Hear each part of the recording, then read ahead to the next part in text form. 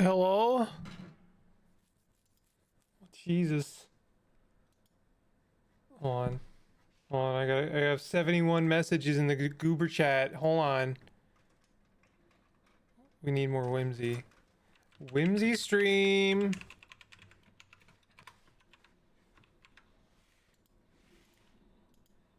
Hold on, I have to post the link.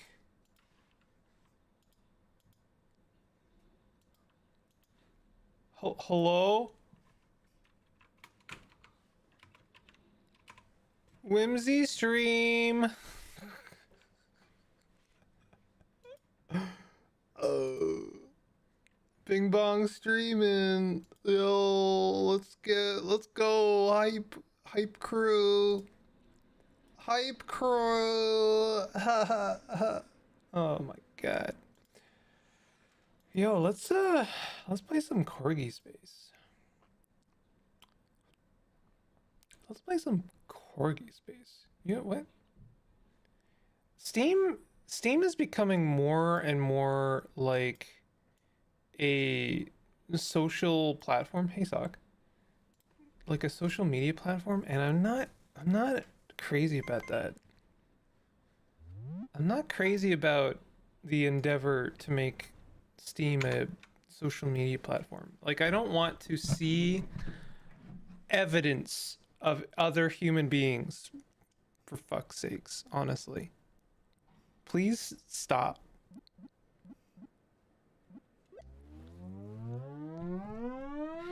I don't want to hear from you. I don't want to see you.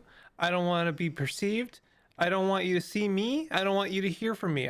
If I type a review for a game, I want it to disappear into the ether. I want it to be a thing only the developer can maybe see if they want to. And honestly, the way they would see it is they see someone left a down, like a dislike review. It has absolutely no reflection on their metrics. Like it doesn't make their game any less or more visible on the store, you know, the Steam store. And they can choose to look at it if they wish, or they can just delete it out of their inbox.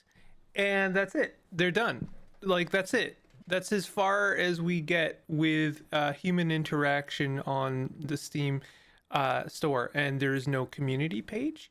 There's no maintaining any kind of community. You can post a link to your personal game Discord and kind of just relegate all human interaction and fandom to the Discord, and that is heavily moderated. And if someone is a jerk, they get banned immediately. Honestly, you don't even have to give them a reason why. And I think that this should be the norm. I think social media has failed and we should stop that. All right. Is that Dino crying? Yeah. In Dino Sort. Hold on, Mike. Hello? Cat. Come here. Come here, idiot. In Dino Sort, there are dinosaurs. And you have to sort them out. Okay. I thought it was weird when the store started hosting a stream of the game being played on the game store page. Well, the only reason I think that that's kind of weird is because it's not clear to me how one does that. I don't know. I don't want Steam to become the everything platform, to be honest. Okay, Stegosaurus avoids other Stegosaurus always hungry for Secows. Kaikous? Secows. We move them over the Secows. We win! Oh, they're dead! Okay. They do travel in herds. Yay! Oh! Okay. Avoids other tyrannosaurs always hungry for prey. They do travel in herds. Can we like... We can't move... So we gotta like move these guys around. There we go. They're happy. Oh no! I like that they have a little skeleton every time. So these guys don't... Okay, avoids other tyrannosaurs always hungry for prey. So what we gotta do here... I see what kind of game this is. This is one of them. This is one of them games. You know. This is one of them games.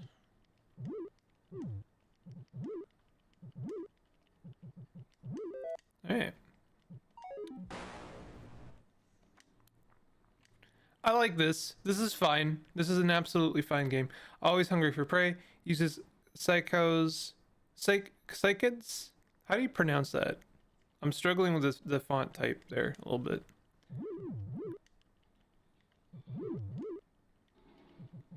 There you go. Hey! Oh! Oh god, I wish that was me. Okay, so the okay. So we want them to be, oh, they don't, avoids other stegosauruses. Oh, okay.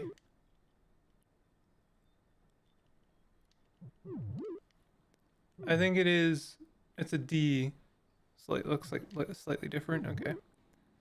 Steam may be looking at what is going on with Discord drama and seeing an opportunity. I don't want them to see opportunities. I want them to stay in their lane. I don't care. There's a digital distribution platform for games. That's it. I'd like... That's kind of it. Like, it is a matter of convenience for buying games.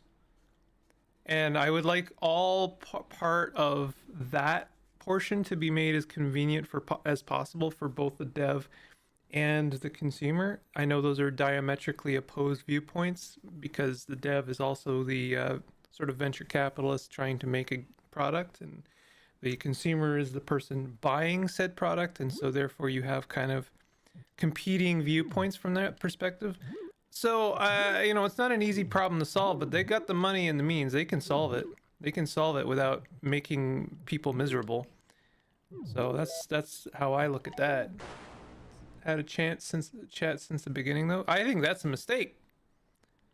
To be honest, I think that we should. You know what? Let's get rid of chat. Get rid of it. Maybe you have chat, but like, I don't want to see updates on what my friends are doing. You know, like, if you go to, do me a solid, go to community and then activity. There's an activity subheading under community, and you can see what your friends are doing. And I think that's weird. And I think part of that, what makes that weird to me is the social experiment.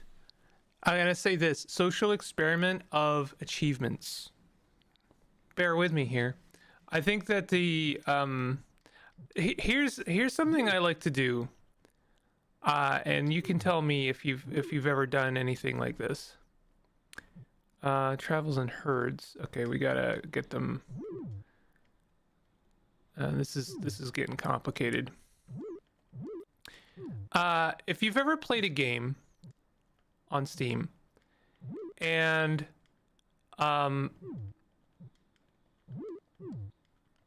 ended up looking at the achievements, it's kind of interesting. It is actually interesting, because you can see how far other players have sort of made it in that game. Now, let me be clear. I don't think that this is a positive thing.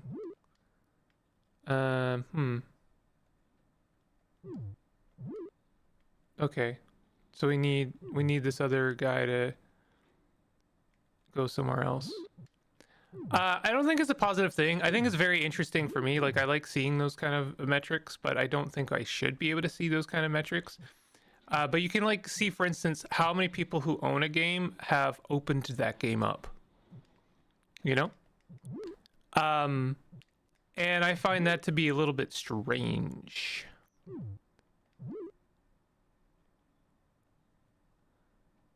I can see what my friends are doing. I can see what achievements they've been making.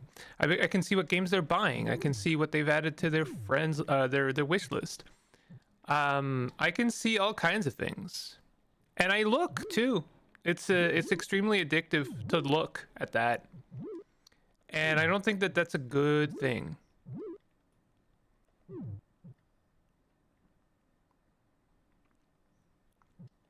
Okay, this is difficult now. Oh, you know what? Let's do this. There we go. I think it's weird. It feels like stalking, like low key. It feels like information that I am like privileged to that I shouldn't have. Like here, I'm not gonna out anyone, but I'm gonna look at it right now, just to prove my point. Wait, it's not in community. Sorry, it's in your You'll have your own profile name in Steam, and then you can click on activity. And there's some useful information there. You can like look, if you're following certain aggregate news sites, you can like look it up. I can see, for instance, Sock now owns a game, but it's not telling me which game, which is interesting. Steam is just broken and is not telling me what game. I'm just gonna rate that up. Yeah, Bingle rated that up. I can see curators that I follow and what games they're buying. I can see a friend of mine just bought Forza Horizon 6. I can judge them silently for that one. I see that it tells people that I bought 2 games yesterday. I can see someone bought Shadow of War, Middle Earth Shadow of War. And then I see a big block of information here. And let me be clear. It includes information from people who have permanently set themselves to offline. Yeah, like permanently set themselves to offline so as to limit the amount of information that they want people to see. And this is a thing people are allowed to do. Is they're allowed to look at information from people who are offline, who have set themselves to offline. And I don't know where the setting is to like, hey, I don't want to be part of like the weird social experiment of like allowing people to see my activity. I think that's weird. Can we not do that? That's kind of odd. I don't know if it's a little weird. Try to avoid predators or hide by cacao patches. Or sorry, Cycad. Cycad. It was me that bought Forza 6. It was not, in fact. It was actually someone else. If you bought Forza 6, I did not see that information. You may have bought it a little bit earlier, and therefore I was not seeing that information. It was in fact a different friend, someone I barely talk to anymore. I should probably just like unfriend them. Okay, so what are we doing? Oh, I see. So if they hide near a patch, then it makes them happy. So then we can put these guys over here. There we go. I don't mind as such because we'll cut people out of my Steam friends pretty frequently. Yeah, but like that's kind of putting the onus on the person and not the very large, storefront. Like how is that? How is the metrics like that or information like that really serving the person? I guess the thought is that it will it serves as kind of promotion for those games, like, hey, so and so just bought Forza 6, and so therefore you could buy Forza 6, my guy. Forza 6 though, right? Like it kind of serves as a means of like softcore promotion. I'm gonna call it softcore promotion. That's pretty good. Uses psychids as for ambushes. Okay, hold on.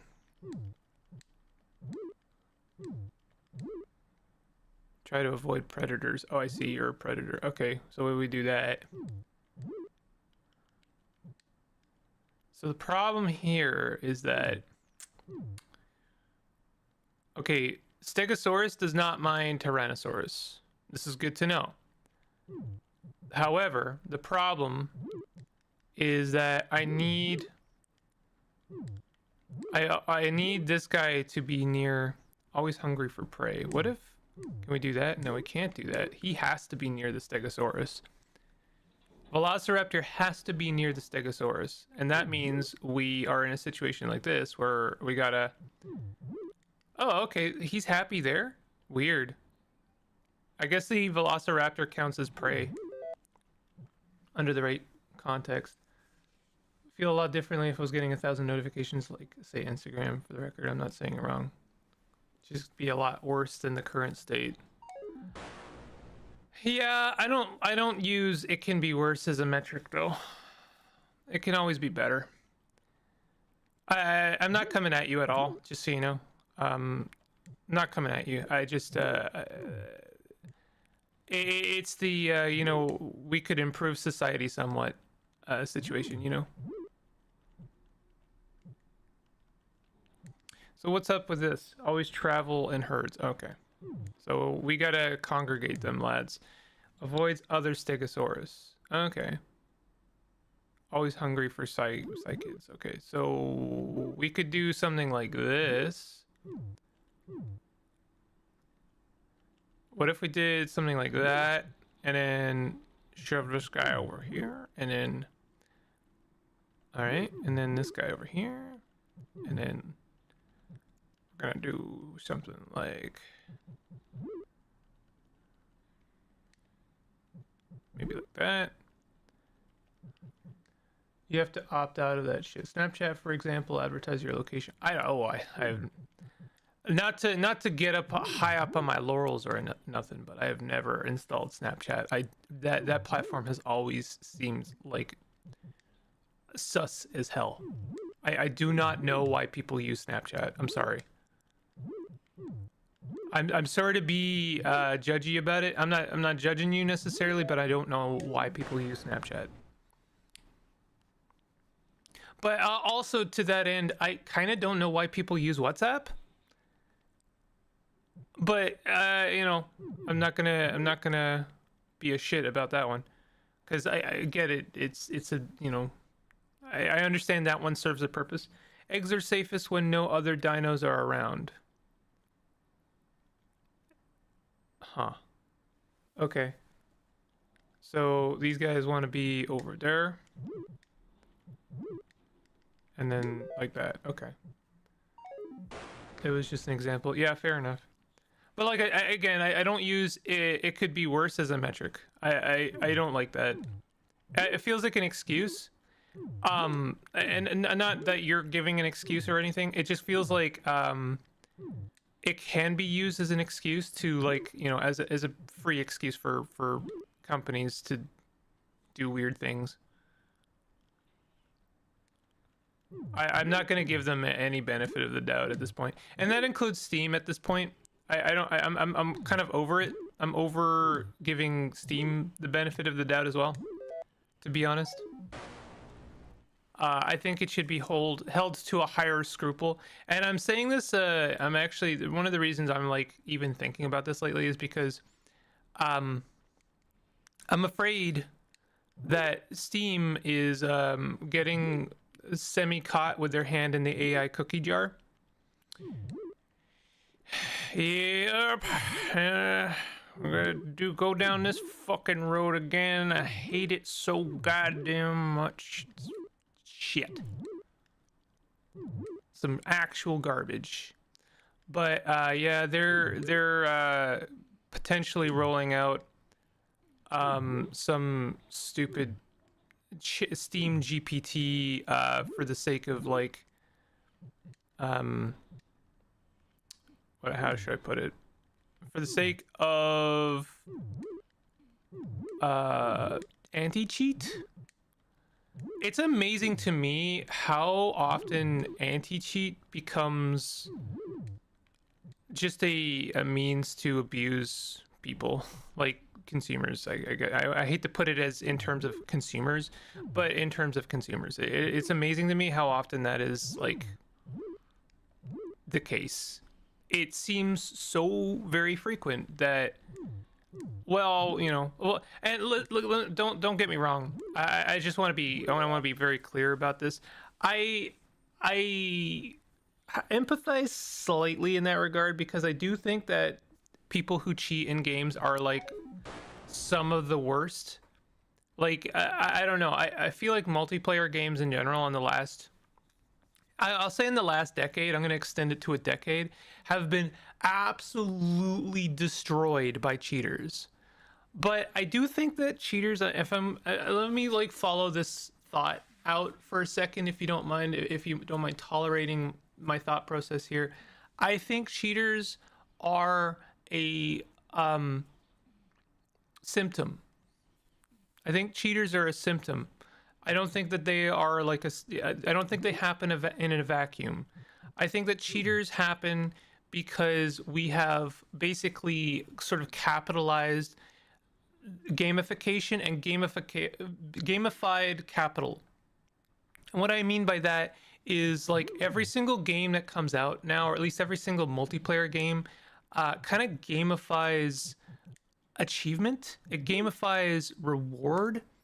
It gamifies like the act of winning, basically. I don't know how to put it. And I know that people are very used to this idea, and so therefore it'll be very difficult for me to convince anyone that that is a bad thing. But I do think that cheaters are kind of the ultimate symptom of that in a way, because when you really kind of gamify reward in a competitive structure, I do think that eventually people are just going to try to undermine that structure for the sake of the dopamine hit of winning. I'm not doing a good job of explaining myself. I am not a good debater, and I don't do a good job of explaining like high concept ideas, and I've come to just understand that about myself. However, I'm just thinking out loud here, so if someone's ever types out a dysentery on me, I'm just gonna have to ignore it, I'm afraid.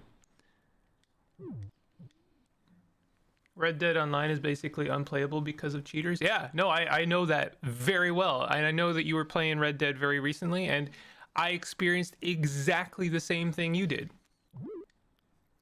But sorry, I'm gonna dedicate some brain space towards this dialogue here and away from sorting dinosaurs for a second. Can we break down why that happened for a second? Red Dead Online is basically completely abandoned by Rockstar. Rockstar are some of the worst abusers when it comes to gamifying achievement. Gamifying basically turning their game into a games as a service.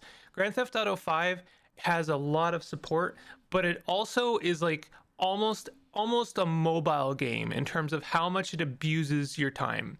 It basically gatekeeps every single reward structure. Every single reward structure in GTA 5 is doled out in this very much this like drip feed, and you are 100% rewarded for coming back again and again and again every single day, so that you make sure that your stupid bar survives, and that you get a little bit more acquisition, and eventually you get the hover bike and some bullshit, right? And it is extremely abusive, and they tried the same thing with Red Dead Online IMO, and I don't think it worked out for them, and I think that's why they abandoned it. I think they tried it and they were like, yeah, it's not working. And this game isn't as popular as GTA 5, and so they just kind of abandoned it. How the hell am I gonna fit 3 velociraptors around? Oh, what do these guys need? Use the psych heads for ambushes, always hungry for prey. How do I fit 3 of these guys? Oh.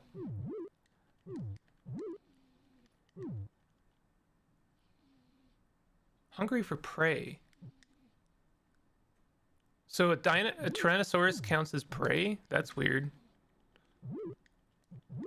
Okay.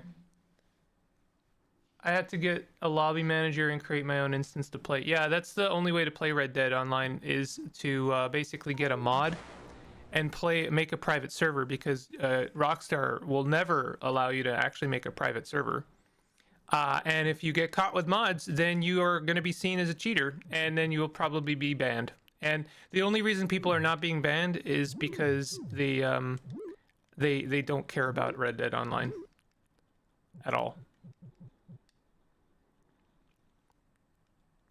Sorry, I know this is almost like semi-caustic dialogue right now, but like I am just kind of thinking out loud. Can play with friends that way. Can you? We kind of looked at it and it said that it seems kind of highly restrictive in that regard. Like you could not play with friends that way. Or you could play with friends that way, but you couldn't do missions. Like there was like a huge part of the game that was like not available to us. It's not a mod. It creates a file that makes a private instance on their servers. Yeah, but they like Rockstar are not. They don't give a shit what is and what is not a mod. They'll just like ban someone for having a quality of life thing. Like it's right. Like it's they're not going to be kind about stuff. Yes, you can. Well, I know we looked into it and there was some reason we couldn't do it. Can't do the events that pop up. I guess we don't care about the events, so that maybe we're fine with it. They require a bunch of people. Oh, okay. Can you still do dailies? Okay, so there's 8 of these guys, so therefore we can have 2 herds.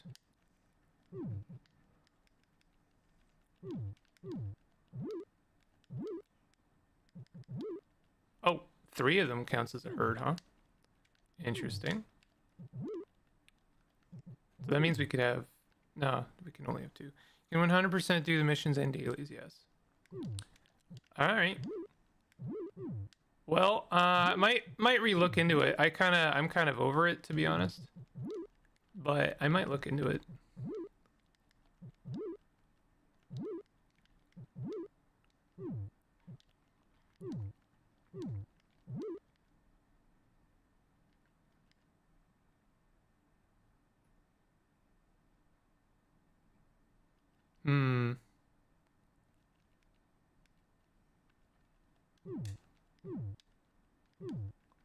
Can you send me a link to the like in Discord, a link to the private server thing that you used? I swear to God we looked into it and there was some reason we couldn't do it, but I believe you.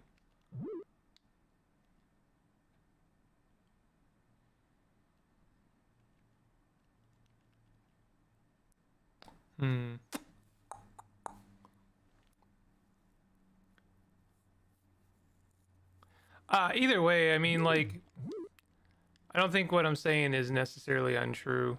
The fact is that people have to fix Rockstar's game for them. But also, again, what I'm really talking about is I think that it is like the gamification of that reward structure that creates cheaters.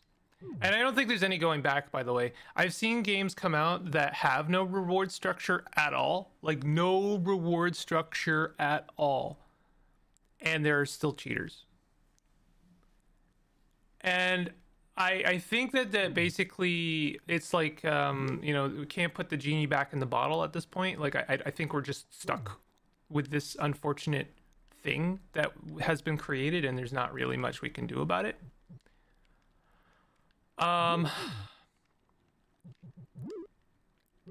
So, you know, I don't have a suggestion here.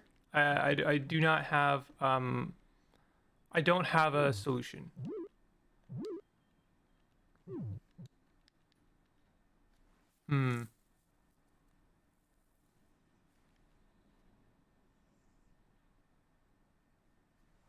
Trying to figure out. We have, okay, this is what we need to do. We have 4 stegosauruses, therefore we know that they have to go in this orientation. So all we need to do is figure out, I suppose we could also do it in this orientation. I'm just going to do it because it might be what we need to do. Yeah, I think so. Well, maybe not.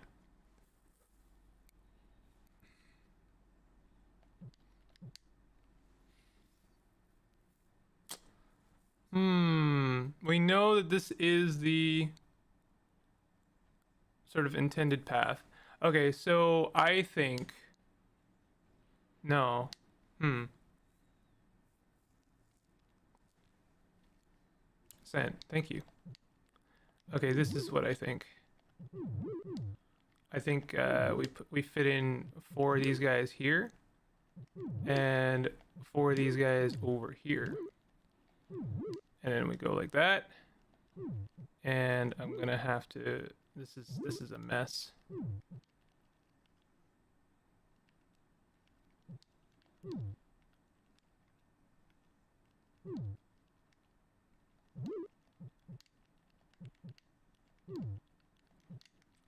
Yeah, sorry for my my caustic ranting today. It is what it is, unfortunately.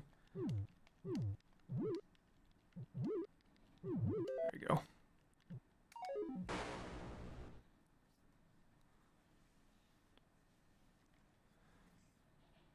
But yeah, I guess just to roll things back a bit, I don't blame the heavy use of like cheater protection because it's the only way to basically launch a multiplayer, like a competitive multiplayer game these days. If I had a really hot take, it's that I don't want to see competitive multiplayer games anymore. I think we need to kind of roll this whole thing back a little bit. You know, I saw a really interesting take the other day, and I think you'll appreciate this, Sock, because it was about Deep Rock Galactic. I am actually not a huge fan of that game, but I appreciate it and I have respect for it. But here's the interesting take about Deep Rock Galactic that I really I've been thinking about lately. It's that the community for Deep Rock Galactic is very positive, and a theory for why that might be the case is that there's literally a button that says hell yeah.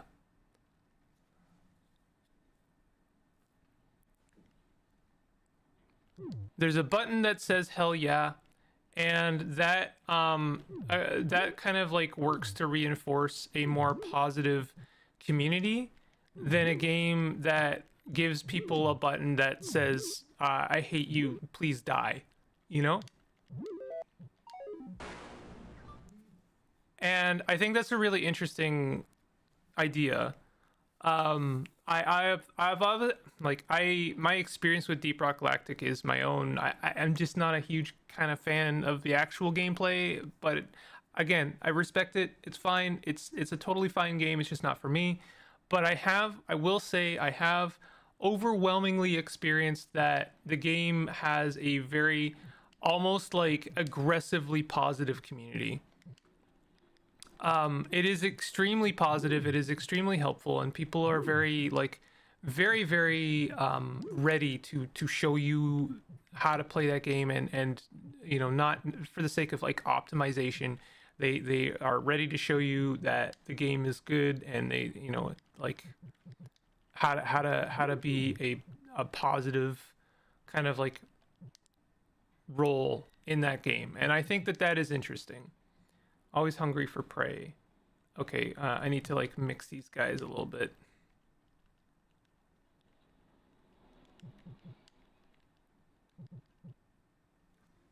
Any DLC is visual only. I will say, I mean, I've heard that take a lot. I kind of wish that they didn't honestly even do that, but I get it. We live in a, you know, in a society. We got to do what we're gonna do.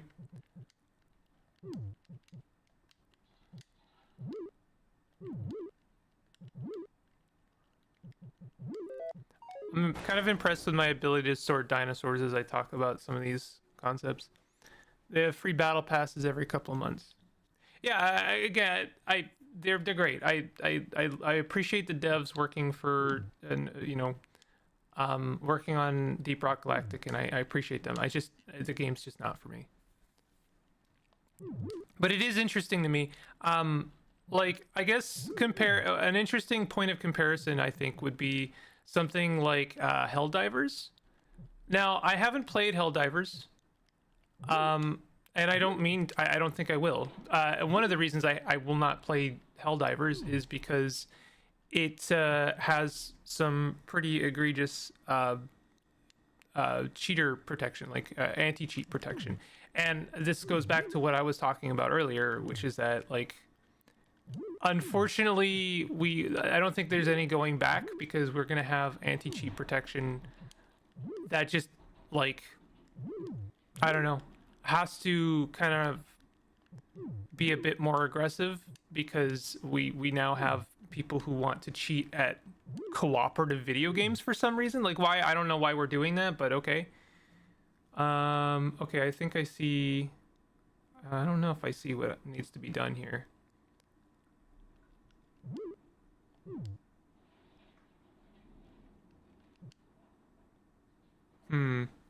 Also think competitive games are overdone. Um, I think that there's a space for them. I just don't know what that space is anymore. And I think that we have been like, I think that competitive games have been like slow roasting gamer brains for the better part of the last decade. That's kind of what I'm talking about, is like, I think that they're just like slow roasting, they're cooking our brains, you know?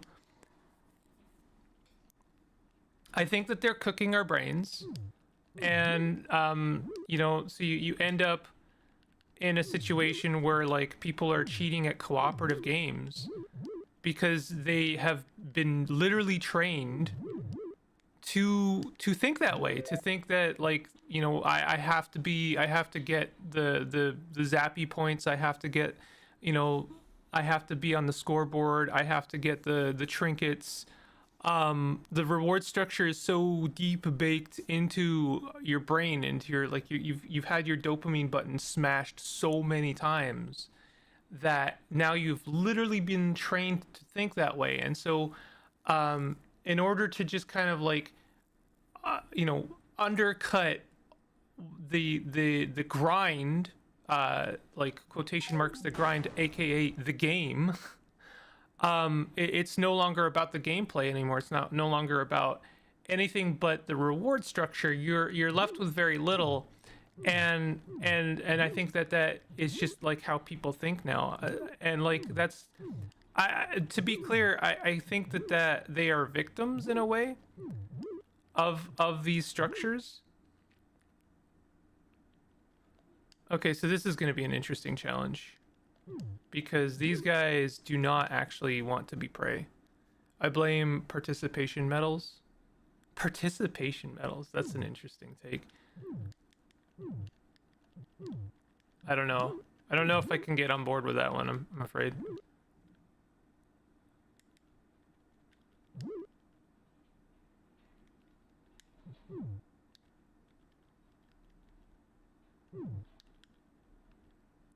Is there a way to arrange these so that they're near all the herd, but away from these guys?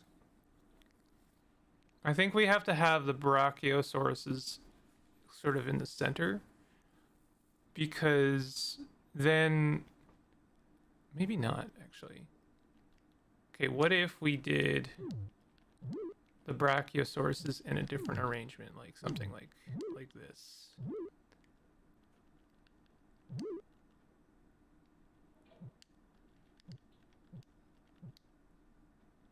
Okay, I don't think that's gonna work. Oh no, that's not gonna work either. From an early age, people are rewarded for just showing up, so now when they play games, they can't do anything to be good.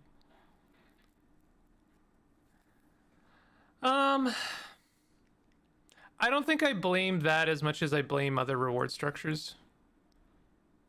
I think it is competitive nature. I don't think it is the reward structure itself. I think it's the competitive nature of games. I don't think it is like just rewards.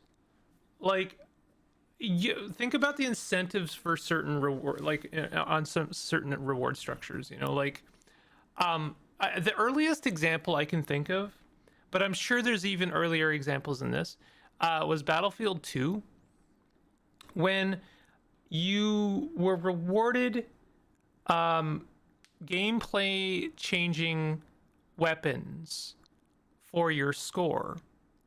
and your score was irregardless of how you obtained that score. So it didn't matter if it was kills, it could be healing other teammates, it could be taking a command point, it could be assisted kills.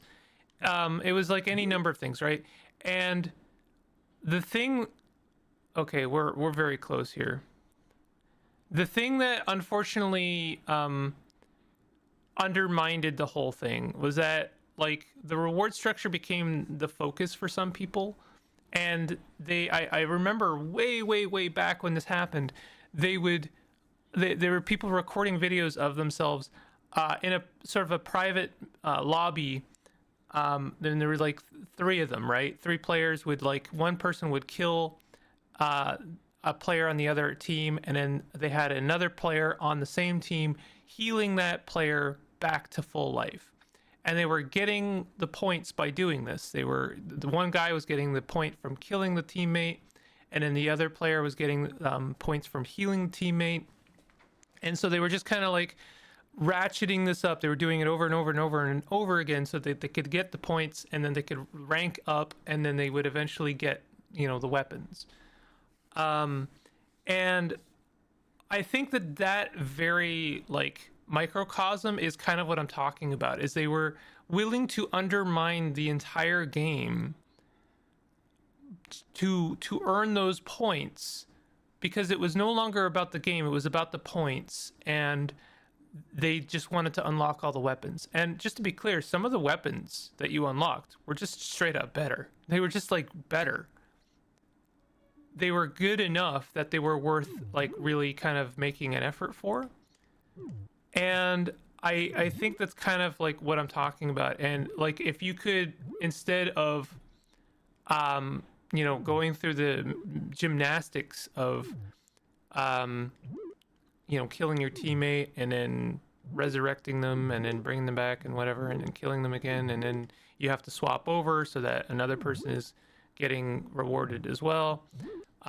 If you could just like shortcut all of that and be like, okay, install this thing. All right, now you can just see three people through walls and start shooting them, and you'll just get all the points and you're good. If you could do that, I feel like the same person that is like doing those gymnastics is probably going to just like shortcut, like completely just undermine the entire game. And then eventually that bleeds over to affecting other people's enjoyment of the game, right?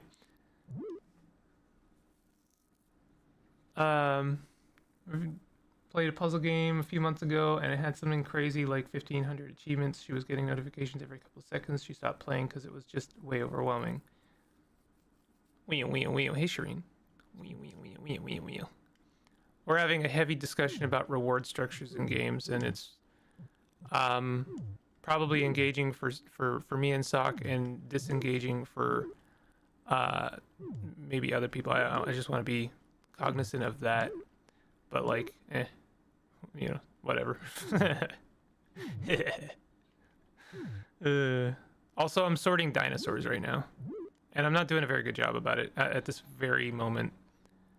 I've been close to sorting these dinosaurs like 3 times.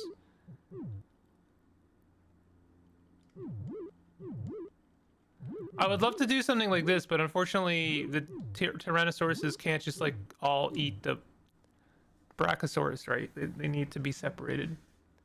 Could even say it's rewarding. It's rewarding for some, but I'm also aware of the fact that it's not rewarding for everyone. And also, unfortunately, these kind of dialogues, though I appreciate them generally speaking, they do tend to bring bad faith actors out of the woodwork and into my comment section. And I mean, like, that's fine. Go ahead and engage with me, I suppose. But I don't particularly want to hear from some jackhole who's like, wow, what do you mean? What do you mean the reward structures have trained me to think a certain way? How dare you? How dare you even imply that that reward structures have in any way incentivized a certain behavior? You're just out to lunch, my guy. Okay, bud. Listen, you can like achievements if you want. That's fine. But you're fooling yourself if you think that they haven't had an actual impact on the way you think. They have 100% affected the way you think. They've affected the way I think. And I like to think that you know, being aware of these things makes you, it kind of gives you any kind of defensive barrier. It doesn't at all. It doesn't. It's a reward. It's an incentive structure. We're screwed. I'm sorry. We're just screwed, and there's nothing we can do about it. I don't know what to do here. To get that much notifications from a game would drive me nuts. Yeah, I would stop playing that game immediately. I stop any game. I stop playing any game that I start to sense a like aggressive or abusive reward structure from. I hate mobile games so much, and I am talking about mobile games. Let's be honest. I hate mobile games because so many of them are just like, oh, you built the cool house. Doesn't that feel good? You want to build another house? Well, that's going to be half an hour. You don't want to wait half an hour now, do you? No, you don't. Here, why don't you spend $5? There you go. Now you can build the house quicker. Idiot. Here's some slop. Here's some slop. Eat some slop, idiot. Go ahead and eat some slop. What? Doesn't that feel good? It feels good, doesn't it? YouTube doesn't care if it's good or bad engagement. Will prioritize your videos in the robot's brain. Yeah, but like, understanding that doesn't make it better. Like I'm 100% like that's a reward structure as well, right? Am I not now part of the same problem? Hey, I finally sorted the dinosaurs.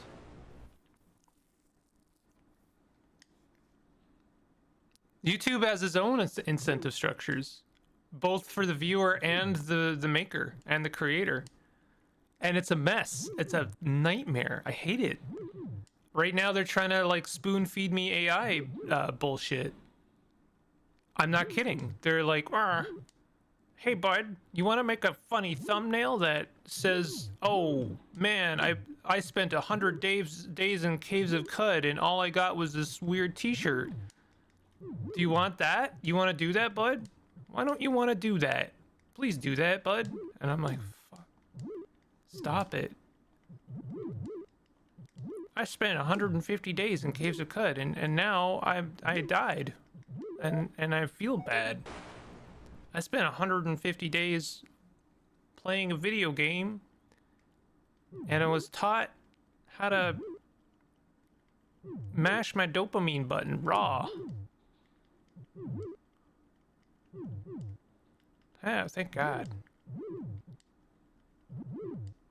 I like the sound effects in this one.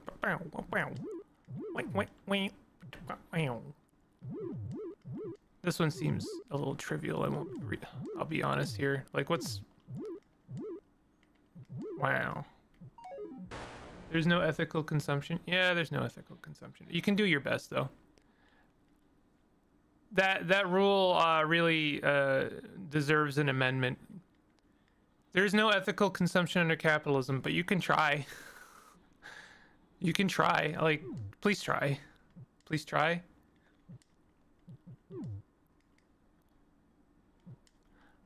Listen, I'm not getting up on any high horse. I'm trying. I am trying really hard. Okay? I make mistakes every day. But I'm still trying. I like how every time I win, the dinosaurs are killed. I like that. That's a fun part. Okay, I have to go do some stuff. All right, so goodbye. Try to be back before the end of stream. All right. Okay. Take it easy. Oh boy. Okay, we're got them dinosaurs sorted. This is pretty good. Something not quite right here.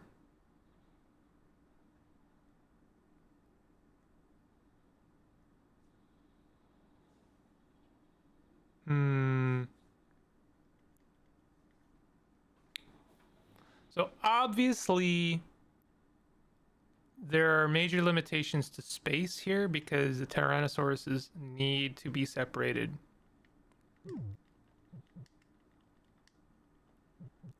So like I don't know. I mean it honestly makes this level pretty easy in a way because like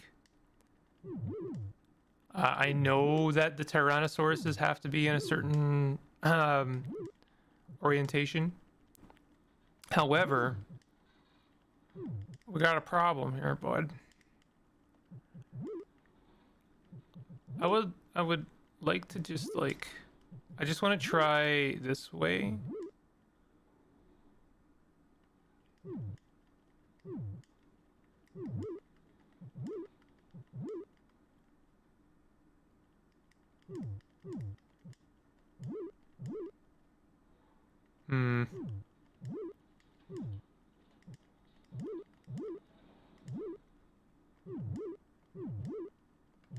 Okay, that is so close. We're so close though.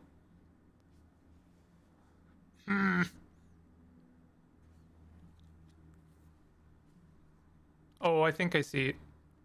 Okay, what we do is we fit another dinosaur here. Right?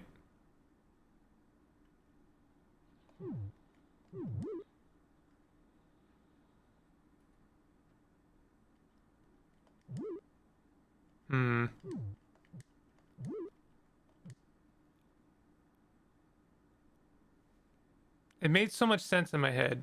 What if we did this? It's so close. It's so close to being correct. I know I'm close here. Oh, you know what? There we go. That was it. That was the last one. We did it. And that was that. Sick. Daily? Wow. Oh, that's wild. That must have been a bitch to make. There's literally a puzzle generator here. That's wild. I'm not gonna do this. This one seems like a nightmare. I'm gonna be honest. The touchstone for Dinosaur was Jurassic World Evolution and its ancient but powerful ancestor, Dinosaur Zookeeper. I've adored dinosaurs for my whole life, but never managed to make a game about them. It was time to do something about that. Dinosaur Zoo Sim combines the things I love. The first being dinosaurs, clearly, and the second being a kind of proximity-based needs net puzzle system. Dinosaur Zoo Sims aren't the only games to explore this idea, but they are often memorable or maybe vibrant examples because if their needs are not met, they can go on a rampage. It's funnier if they don't, though. And listen, we all know what happens to the dinosaurs eventually. Do we?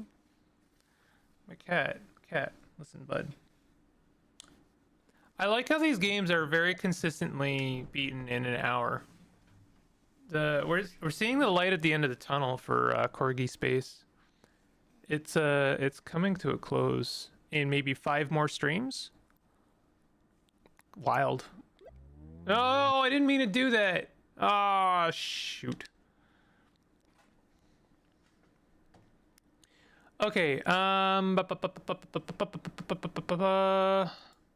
gonna move on. I'm now putting together a stream playlist per day. And we're gonna get through a number of games per day, see what they're all about. Have a look. If they're good, spend a bit of time with them. If they're not good, maybe end it earlier for each one. I've got a game that's kind of near and dear to my heart for stream today. This is not that one. This is by actually a developer whose work I've enjoyed in the past. Let me have a look real quick. Crux Games. What do you mean they didn't do anything? What do you mean? I thought they had done something in the past that I liked. Um, hmm. Thought they did something that I liked. Maybe they changed hands. Oh, whatever. This is Combo Lands. I'm gonna be scrutinizing this a little bit because I've played a number of town building games with like similar reward structures, and it feels like a lot of games just kind of fall in exactly the same kind of trench. And similar to like to my criticisms or cynicism towards vampire survivor like games, I find that they can be just a little bit too similar, too close together, and like I don't know why you would play one when another one exists, kind of thing. Like for instance, if this game ends up looking a lot like Islanders, I think that was the game. Let me just have a look at, make sure that I'm referring to the right game. Islanders. Yeah, it is called Islanders. After Islanders came out, which Islanders is a great game, I highly recommend it. It's a very good game, and it's on sale right now. It's actually $2.60. If you are up for a very low stakes game about building little towns that make you feel nice and are good for a coffee break, Islanders is fantastic. I love Islanders. However, Islanders fell victim to genreification. What I mean really is that after it came out, a lot of developers looked at it and was like, yo, that game looks easy to make. And they were right, because they made, well, I'm not going to undermine their work completely, but I'm gonna say that like a lot of games came out after Islanders that looked at it and was like, I'm just gonna do Islanders again. Only with like a slightly different coat of paint. And I definitely kind of raised an eyebrow at a lot of those games. No offense. Sorry, I'm getting ahead of myself here, but all I'm saying is that if this game ends up looking like Islanders, like structurally or mechanically, I am going to raise an eyebrow at it. But I've been hearing good things about it, so, select guilds. We got, okay, oh, you know what this reminds me of immediately? Another game I really like. Highly recommend this game. Slipways. Slipways is a fantastic game. I should play more Slipways. Slipways is so goddamn good. Okay, anyway, sorry. Agricultural and Frontier. Let's do that. Obviously, I like the graphics. Graphics are really nice. Hunting Lodge. Frontier. Common. Every 3 weeks or when triggered. +10 for each forest and range. Okay, so we're not doing Islanders. This is more like a Balatro, like a Balatro synergy system, but for town building. That's the kind of vibe it gives me. Is we're looking at multiplicative and like what's the term? When things like ramp up. Shoot, the word escapes me right now. Anyway. So yeah, so like this kind of looks like the reward structure I'm talking about, where you have like structures have a range. Yeah, I mean that kind of looks a little Islanders, I'm not gonna lie, but I'm gonna give it the benefit of the doubt. Okay, every week. Listen, I know I'm seeing +10 and then that I'm making a judgment based on that, but just like I've seen it a lot, trust me. 20 for each berry bush in range and transform them into empty berry bush. Okay, so these bushes like berry bushes. Okay. Oh, I see. And then they remove the berries. Gotcha. 20 + 20 for each berry bush in range and transform them into empty berry bush when created or triggered. Oh, we got little guys. Little guys exist. That's kind of nice. So this guy likes herbs. So we could do, looks like +10, 5 +10s over here for herbs. Let's do that. Next milestone, 400, 5 weeks remaining. And then we do hunting lodge again. In range of other hunting lodge. See, like that's giving me that, it's giving me that vibe, I'm not gonna lie.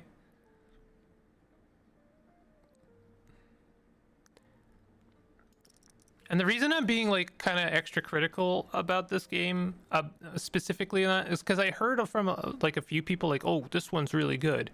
This one is different. It breaks the mold, and right now it's not breaking the mold for me. There's another game I played. This is the last game I played that scratched this specific itch was Terrascape. And I actually really like Terrascape. It's published by Strafe On. It's slightly different. I'm going to say it's slightly different because it's a little bit, it kind of pushes you in a bit of a harder combo system than Islanders.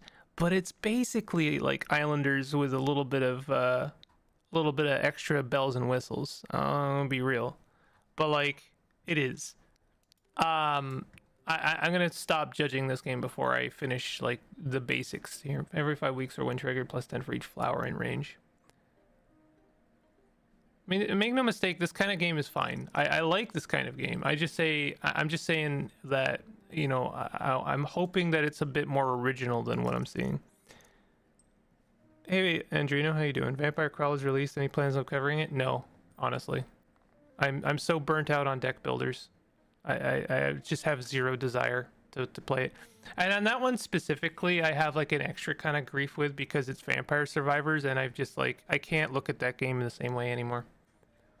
I know the devs are fine and the game is fine. I just can't look at it the same way. It made such a mess of the like that. There's no better example of a game getting falling victim to genreification than Vampire Survivors. No roguelike deck builder. I mean, what I'm playing right now is not dissimilar to a roguelike deck builder in some ways. No decks, I guess. No cards. Milestone completed. I really hope that this develops a little bit here, but you know, it's got potential. I'm being really hypercritical of this game, and I hope that if that it's not in bad, people don't see it in bad faith. Whenever a frontier building scores +60 points. Okay, so we've got like Slay the Spire style relics that have passive synergistic benefits. All percentage chances are doubled, does not stack. Classic. Choose up to 3 heirlooms. How much money do I have? 8. Okay.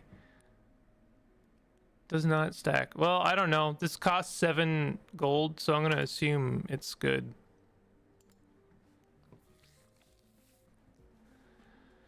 You know, part of it is mood. Part of it is it's just like I just don't, some days I just don't feel up to being kind about something. I feel like it's just like not trying hard enough, and I know that sounds really shitty, and I'm sorry. I'm seeing I'm gonna play Terrascape after this game. Anyone in chat, if anyone in chat is like kind of very peripherally paying attention here, I'm sorry to call on your like to grab your eyeballs for a second, but if anyone is peripherally paying attention to this game, I would like to sort of make note of some of these mechanics, and then I'm gonna play Terrascape after this, and we're gonna compare notes. Okay, I'm not giving you homework. I just wanna sort of draw attention to some of these mechanics, and then we're gonna look at Terrascape afterwards, and I want to know if I'm insane. Okay, am I losing my mind? Any take on Tamagotchi Life? It's a Nintendo exclusive, and it's on hardware I cannot stream, and I think Nintendo make amazing products and amazing games, but I will not buy them because I don't really care for exclusivity, and I can't stream the game, so I'm never going to stream it. It looks like a great game. I might even buy it for my mom, and that's about it. Same for what is it, Pocopia? Pocopia looks like an amazing game. It looks fantastic even. I love the developers. I love Dungeon Quest builders, and I aim to stream that one day.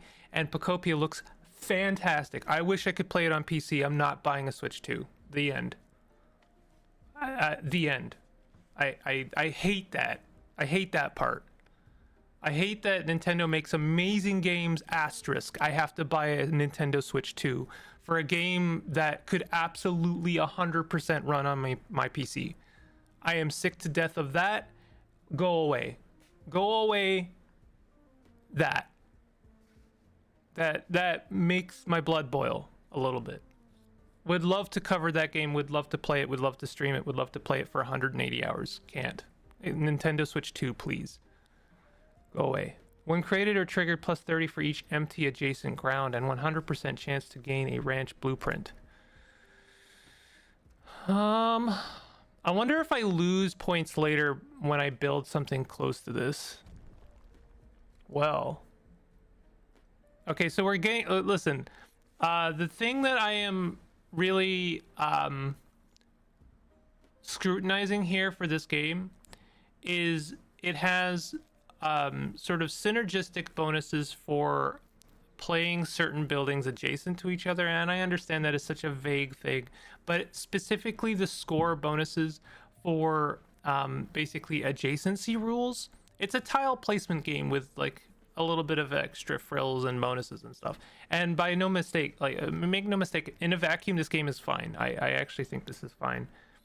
I'm also trying to meet certain kind of score milestones here every 3 weeks, or when triggered, create forest on a tile and range it if possible. Okay, now that's kind of interesting. Oh, you know what? You know what, chat? I forgot to have breakfast. I actually just straight up forgot. Wow. Okay. Crop adjacent to a well grow in 1 week. You know what this game kind of reminds me of? A little bit, both the graphics and the vibe a little bit, is it kind of reminds me of, oh, I'm not going to remember the name now. It's a Civ game. It's one I like, and I should really stream it at some point, but too many games, y'all. In 5 weeks, transforms into ash, while lit, +1 multiplier to all adjacent buildings. Now, this is the kind of thing I'm talking about. This is giving me that Balatro accumulative design vibe. It's 2:15 p.m. now for you, Bingle. Yes, correct. People are gonna triangulate and dox me. Oh, it's 2:15? Oh, we've narrowed it down to the East Coast. Oh shit. Get the get the space laser ready. We're gonna take him out every 5 weeks, or when triggered, +10 for each flowers in range. Okay. Doesn't want to be in range of another apiary. Gotcha. I'm gonna put you over here. How the hell you forget breakfast? Well, I try to eat breakfast as late as possible if I'm not feeling like prohibitively starving. Like I try and eat like my breakfast around like noon or 1 p.m. or like just before stream basically. And that's for two reasons. One, so that I don't break the stream in the middle where I have to go and eat something, but also so that I hopefully like just kind of sustain myself until like 5 p.m. 5 or 6 p.m. so that I can have dinner, and I don't want to like snack in between. For the next 5 weeks, target building gains whenever triggered, gain +1. What? For the next 5 weeks, target building gains whenever triggered, gain +1. Okay. Buildings can only have 1 paint at a time. For the next 12 weeks, target building gains whenever triggered, gain 1 blah. Oh, I see. Right click for more info. Modify a building with a once off effect. Okay, the thing I needed info on though is like, okay, so that's +1 money. Well, what is this? Okay, dismiss. Remove a building from pool of offered buildings. Okay. I get it. Fish trap. When built or triggered, trigger all fisher and fishing boat in range. Counts as fish. Choose up to 1 of 3 potions. Blueprint pack, choose 1 of 3. Okay, you know what? Let's get some frontier blueprints.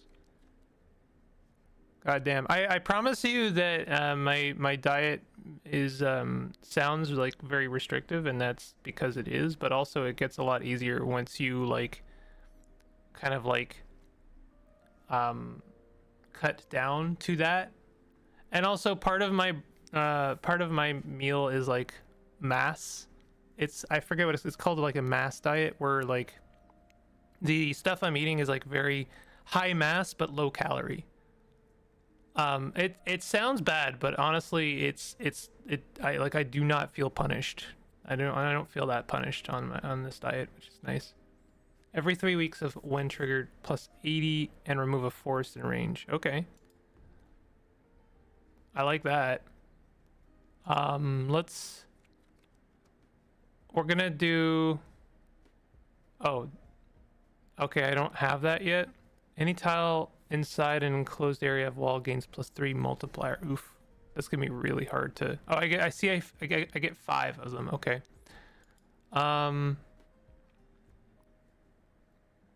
Do you think I could like build like around this set here? Oh, I can't build through stone, but I can build through. What do you mean I can't? Okay. Okay, so you can only build on the island. I completely screwed that up. I thought maybe I could build on the beach as well. Oh well. Any building created on this gains +5 0.5 multiplier. Can be built over. Okay. Can be. Okay, I gotcha. So this guy over here is making forest. I'm pretty sure. I want to build a forester like next to it. Hunting lodge. Every 3 weeks or when triggered, +10 for each forest in range.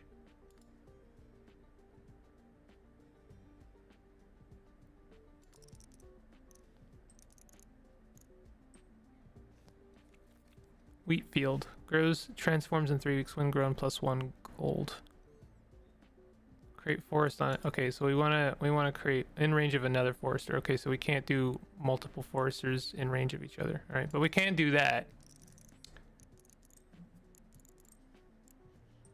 I will say I appreciate. I know you can't hear it very much, and neither can I, to be honest. But the sound effects are very, kind of laid back. They're not abrasive at all. +20 for each berry bush in range and transform them into empty berry bush. And then I guess berry bushes will like grow back over time.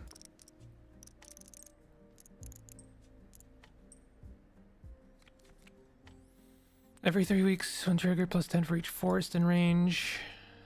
So we got to make sure we don't have these in prox. Oh, that's pretty good, actually. I mean, what I like about these games is that because of the reward structure for placement, like certain buildings, like other buildings, you end up with kind of an inadvertent, interesting looking town. Like you pretty much every time like end up with something that looks pretty good.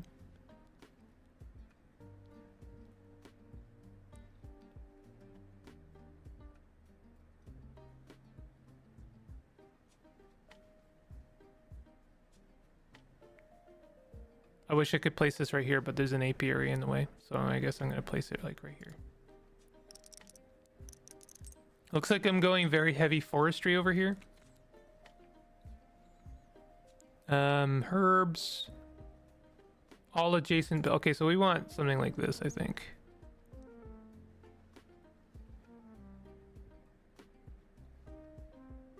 Honestly, we could do something like this. Oh, that got rid of the scaffolding. Failed to reach target, +1 extra week. I failed to meet the target, apparently. Grows, has +1 multiplier if adjacent to an apiary. Okay, yeah, we like that.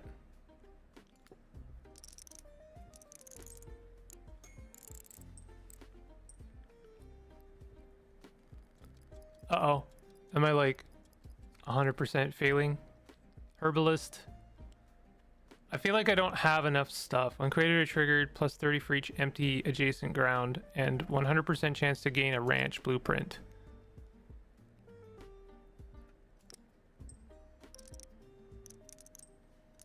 What are these? I just realized that Oh, look at that. Quaint village.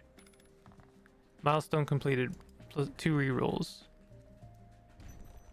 So I got ranch, woodcutter. I wonder if I should have been building these up here. Activation filter. Trigger target building immediately without ending the week. Every 5 weeks, trigger all fisher on the map. Whenever a reroll is used, +1 to this heirloom sell value. Let's get some more. Let's get some heirlooms. How about that? This game feels nice. Is there any other game with similar mechanics you should? Yeah, I mean, like I was talking about them earlier. Islanders, and I stand by that. I think that this game is kind of aping off Islanders a little bit, and Terrascape.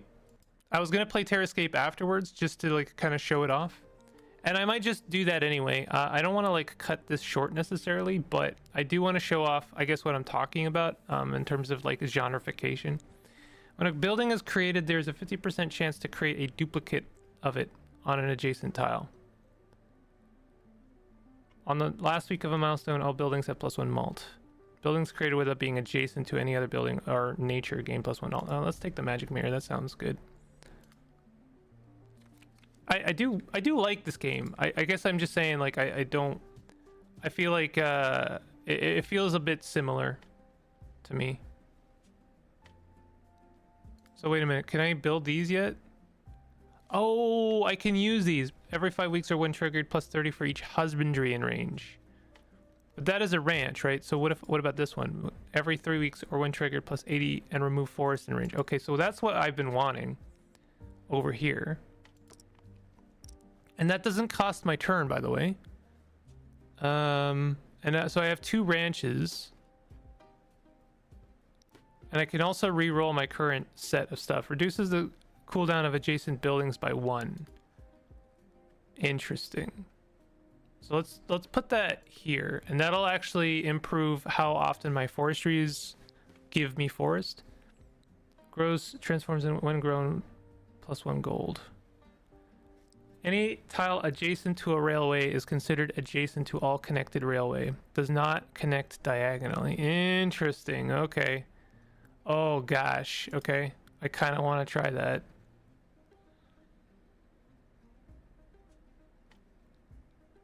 So I don't know. We can do like bump, bump,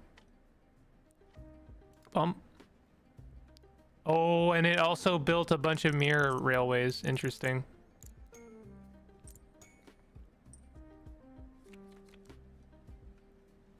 Another lamp post would be pretty nice. And that, like, you can, yeah, okay. So you can use the railways to extend the multiplier adjacency.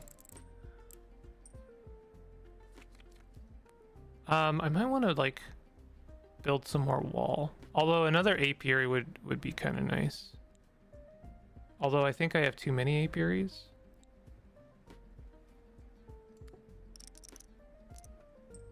Why did it build? It built another apiary, but that's not a good thing, right? Farmland. I mean, I like farmland.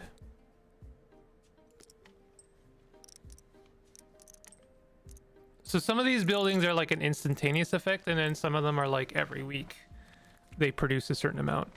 I do like these foresters. In range of another forester, I am. Oh, okay. I'm misreading which are foresters. So what I'd like to do is actually place this like over here, and I'm doing this kind of like cascading diagonal foresters so that this part of the island is like covered in trees, and then we gain the maximum amount of score for our wood. What do we have over here? Ranches. For each husbandry in range. We should use some of these.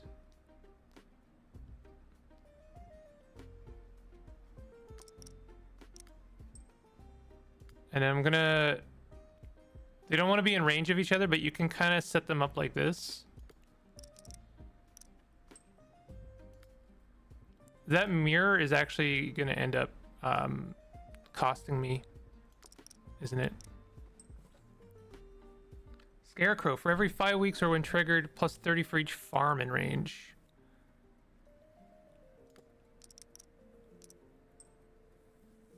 One week remaining to hit our goal. We did hit our goal. Small town. 1 week early. We gotta remove. Okay, so now we have to hit new milestones. When triggered. When created or triggered, +1 reroll and trigger all adjacent herbalist. Counts as herbs. Herb garden is pretty good. Getting some more blueprints would be nice. We have 8. We should be able to buy that. We can buy the herb garden and also honestly the sundial would be good because that would buy me like a last saving chance. No point in doing scarecrows anymore. Forestry, I do like the forestry, and I'm trying to like really build on forestry.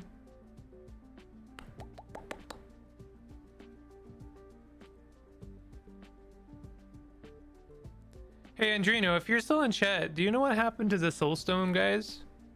Are they still working on their like major project?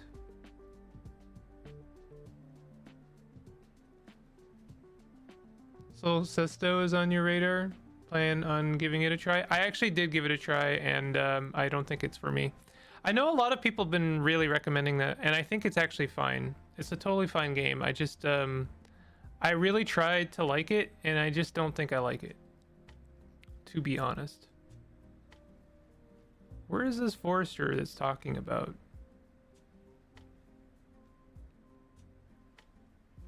I'm gonna put it here. Although that's not a great spot. You know what? Let's put it where there's no trees currently.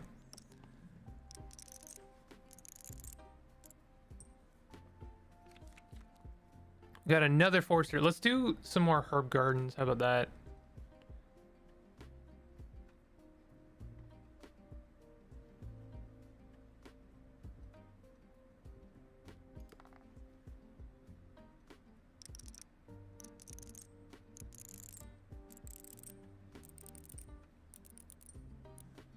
Oh, they finished Soulstone Survivors basically and are now working hard on the 2 projects, Rogue Soulstone, Co-op ARPG, and Veil of the Soulstones.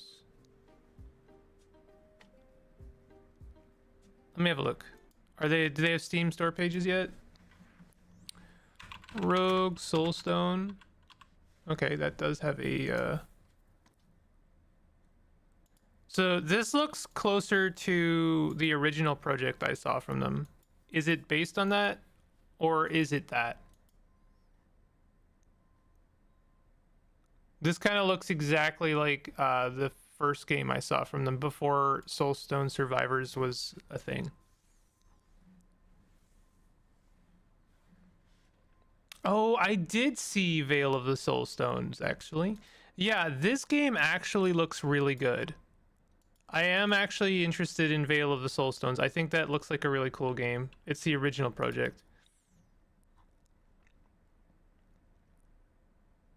I know that Soulstone Survivors did very well for them, but I regret a little bit that it so totally derailed their kind of more original project. And to be fair, their original project is also like an ARPG. It's a very established genre. But like I liked it, and the the Survivor genre really kind of like derailed a lot of independence because it was money on the table, and I get it, but like, you know, personally I would prefer to see something a bit more interesting. Every 3 weeks or when trigger +10 for each forest and range. Okay, here we go. This is what we want. We want more of these. Any criticism I apply to developers comes with a layer of like empathy of like, yes, I understand you need to eat.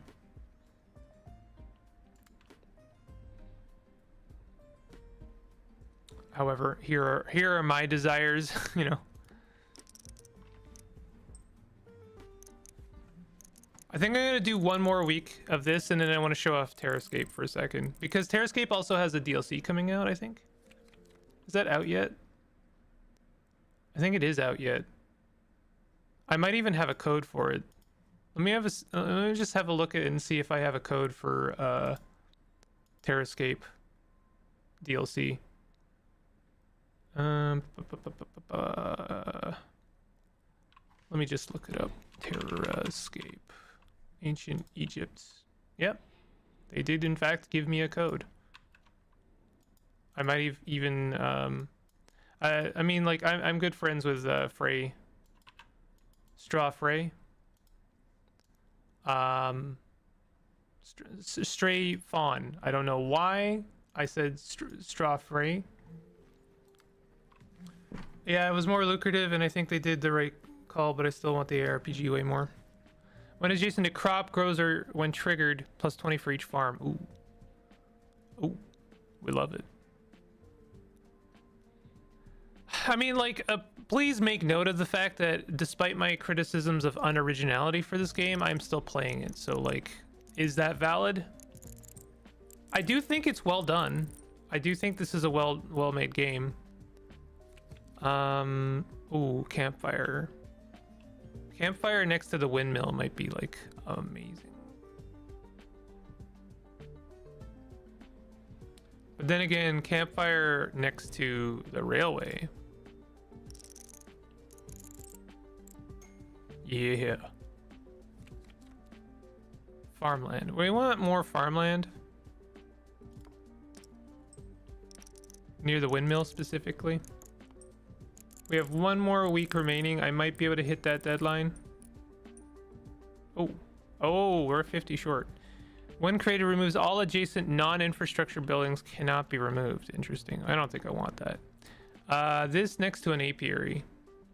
Hell yeah.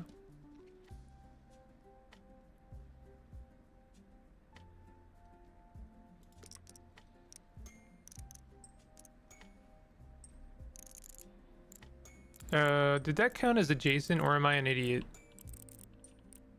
I sort of included it into its little thing, but large town, milestone completed. So this is good. I'm not gonna lie, it's good. Rainbow paint. Target building permanently gains wild, making it count as every category and guild at once. Buildings can only have one paint at a time. Let's get that. And then let's get an heirloom pack. I love these Balatros. Hey, Andrino, did you know that I'm in the special thanks for Balatro? Tome are wild and affect every category. Whenever 5 common buildings are built in a row, gain a random building upgrade. Plus 1 week per milestone. Let's do that. Bazinga. Yo, it is Megan who likes gaming in chat. Making it count as every category. I don't know what to apply this to. I'm just gonna apply it to a forester, maybe, or hunting lodge. Probably a hunting lodge. I don't know. I don't know what to do that.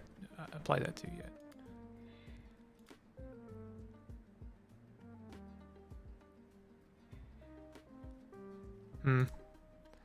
Let's do some more farmland. You are so special. Thank you. No, I'm in the special thanks because apparently I say apparently every time, but I kind of knew this. I was the very first content creator to cover Balatro. I actually, for a little, very short period of time, had Mindthunk in my chat. I think isn't Mindthunk the developer?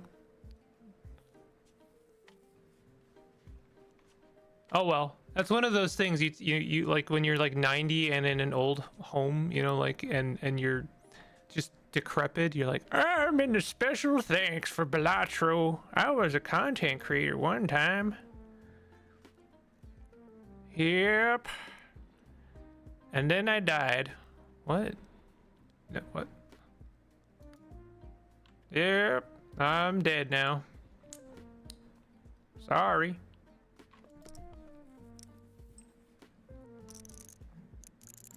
Local thunk? Yeah. Wait, I'm here now.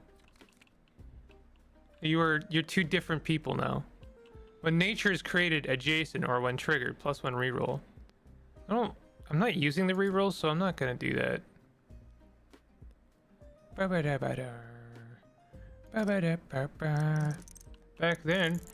then we had deck builder games. Yeah, I'm pretty sure we still have those. Okay, Grandpa, back to bed.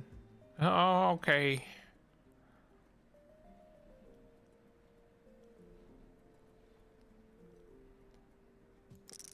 We called them Vampire Survivor likes. Now they're just called video games. Cause that's all there is now. I warned people, but they wouldn't listen to me. Vampire Survivors would just take over every genre until there was nothing left. It was insidious, a cancer. Now every game is just Vampire Survivors. Oh.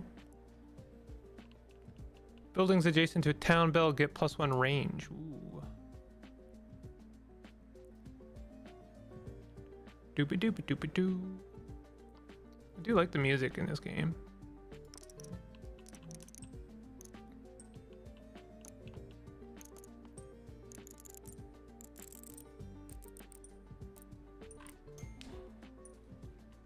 They don't even change the graphics anymore. They just re-export Vampire Survivors and put it up on Steam.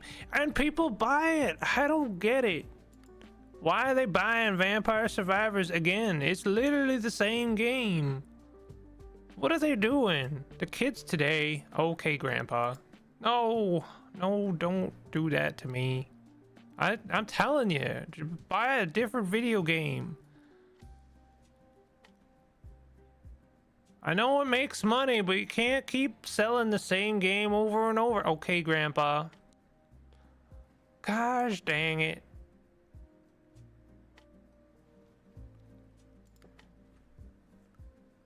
Vampire Survivors like roguelike Dark Souls. Insidious Cancer, Vampire Survivor, yeah. Oh, is that Forester?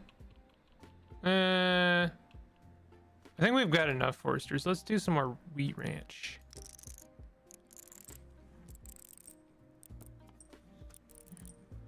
It was the same with Battle Royale zombie games before. You were right. It was the same for Battle Royale. And then they came out with the Battle Royale Vampire Survivor and it was all over.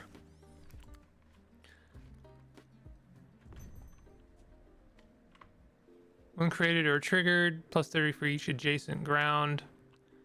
100% chance to gain a ranch blueprint. Nah. Let's get another heirloom.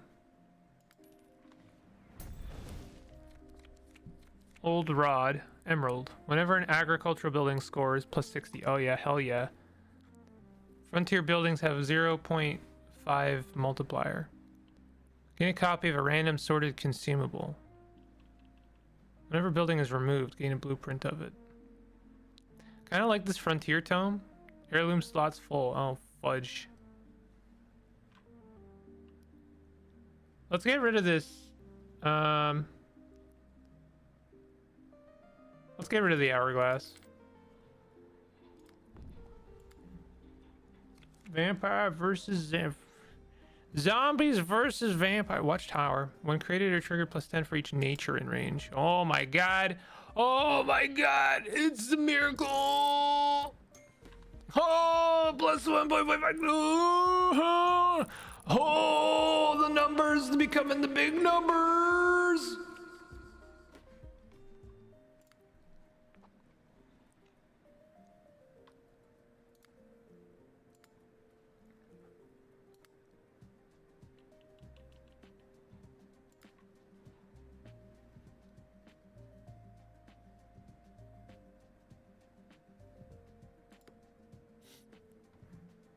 Ignore the random characters, Brazilian laugh.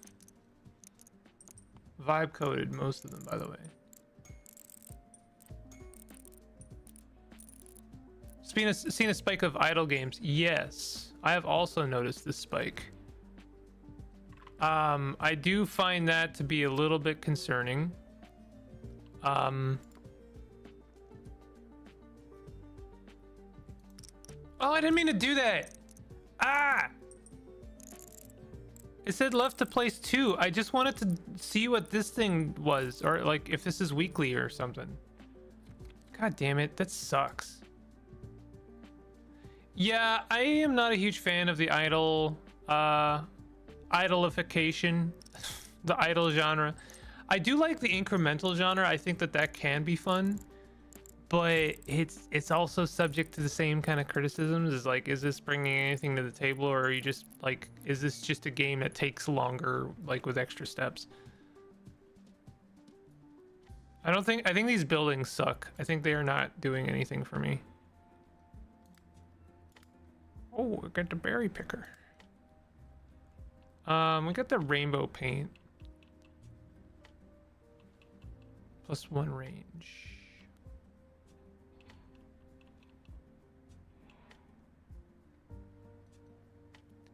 I don't know what to put. I don't know what to do with this. I probably am gonna waste it. I don't know. I wasted it. Sorry. Oh, that's really funny. I placed a berry picker and it destroyed a berry next to it.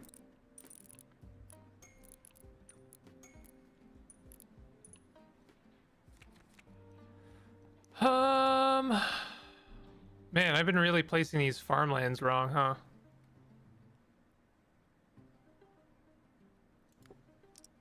It's pretty good.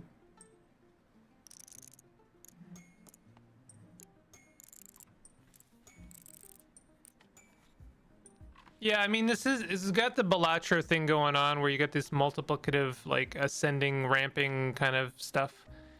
+1 reroll. Ironically, I think I want to reroll that. A crop adjacent to a well grow in 1 week. Oh, interesting.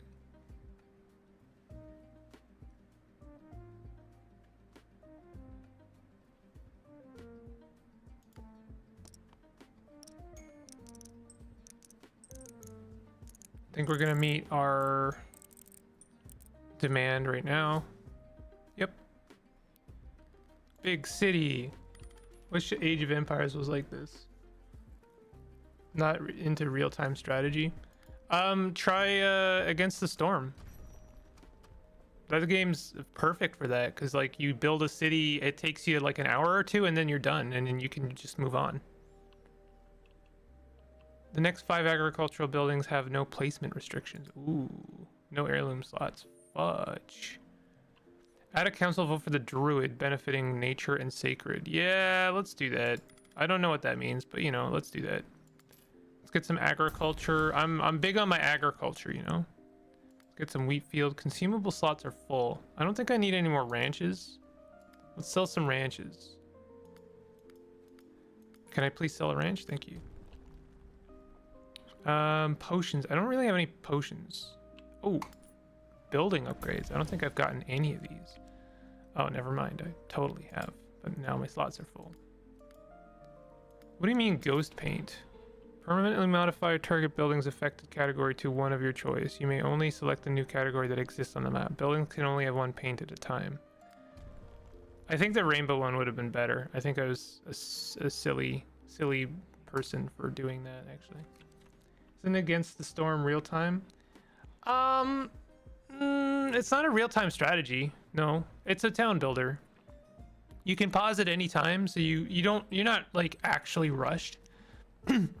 I usually play it at ×4 speed, but then like pause constantly so that I can like make little micro adjustments when needed. I know I can understand maybe looking at it and thinking it's a little bit real-time strategy, but it's not, I promise.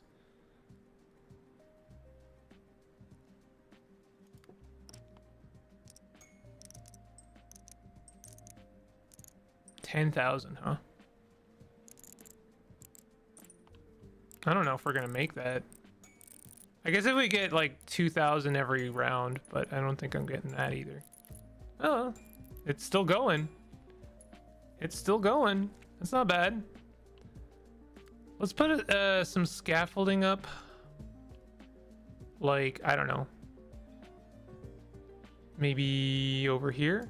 I want to get rid of that railroad. I really regret that. How come I didn't build a second scaffolding? Yo, that's bullshit. Less micromanagement. All right. Well, I recommend Against the Storm for basically anybody, honestly. It's one of the best games like ever. It is so stupidly good.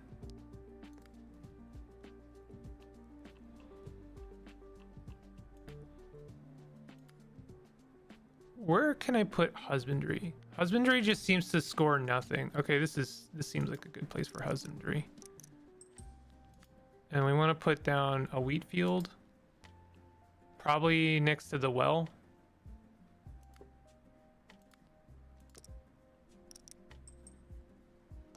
I know the windmill is going to benefit those wheat fields. Nice.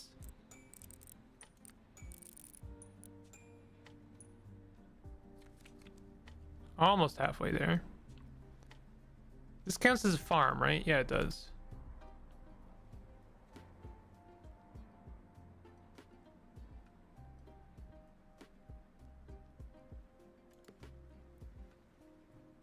Why is the windmill not doing anything?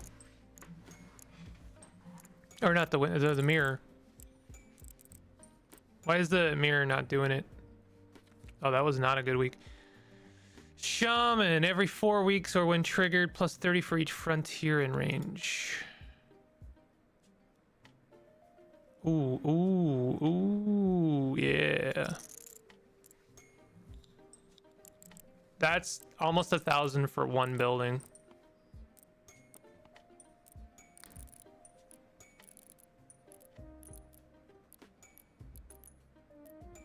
Nice. Nice. Nice. Nice. Hell yeah. Nice.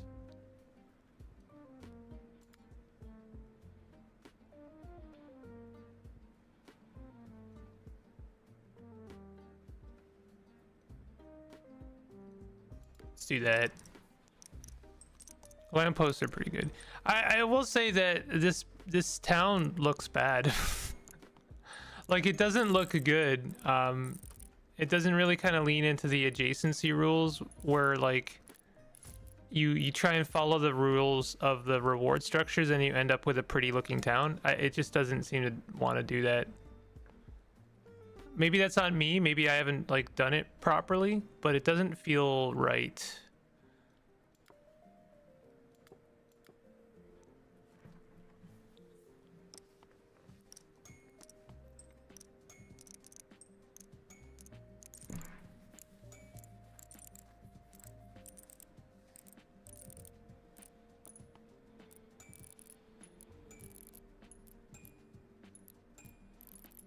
So we're meeting our demand 1 week in advance. Metropolis, 1 week early. That's it. Yeah. Okay, so here, Andrino, if you're still hanging out, let me show you Terrascape. I think that Combo Land is fine. I think that if I was gonna say, if you like Combo Land, you probably should look at Terrascape. Why is it on the wrong screen?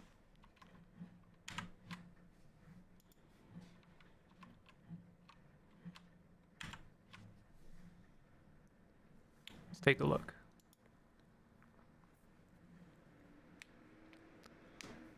I think that this game for me was like the ultimate fruition of the town builder with adjacency score based system. It's not gonna look as much like the kind of Balatro thing where you get the little dopamine sounds whenever you press a button, but it does have enough of that.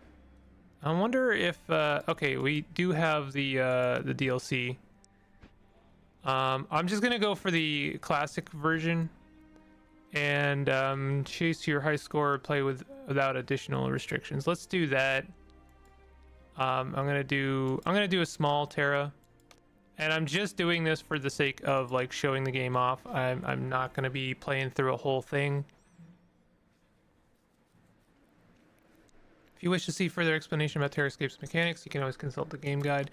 So the major difference for this game and other sort of adjacency building city builders is that it has combos. And what I mean by combos is that instead of like having a bunch of different complex buildings that like work differently, like the game I just played, Instead, you have buildings that eventually kind of group up and become one building. So let me, okay, I think it's here. Okay, so for example, we have these guys, these are cottages, settlements, and if you place 4 of them in this kind of arrangement, they'll become a longhouse. This one is less cartoony pixel art and more civilization like. Yeah, I think it looks very pretty. I think it's a very pretty looking game. But if it's less your vibe, I'd say give it a chance if just for the mechanical benefit. So I'm gonna place my keep over here. Yeah, you want to kind of give the keep lots of space and try not to disturb too many of the local resources. So then we're gonna upgrade, and this is a card-based game, and I am going to be sort of stacking my deck based on the tech tree, and the tech tree kind of looks like civilization a little bit. So I'm going to start by grabbing settlement. We want to start our settlement. The settlement buildings are going to be gaining benefits by being placed next to our keep. So let's grab some cards. Here's our settlement pack, and here is our cottages. Now you might notice they don't gain anything by being placed next to the keep, but I've played enough of this game to know that certain buildings that are upgraded from cottages do benefit from being placed next to the keep. So I'm going to place that guy there, and I'm going to place this guy here, and it's immediately gaining that adjacency bonus, and I get some points. And I would like, did I just fail? Yo, that's hilarious. That's actually hilarious. Oh my god. Guy fails right out of the gate. That's amazing. Holy shit. Okay. Let's try it. Let's try a different tact. It's been a while since I played this. That is exactly the same tact. Okay, instead of settlement, we're gonna do forestry.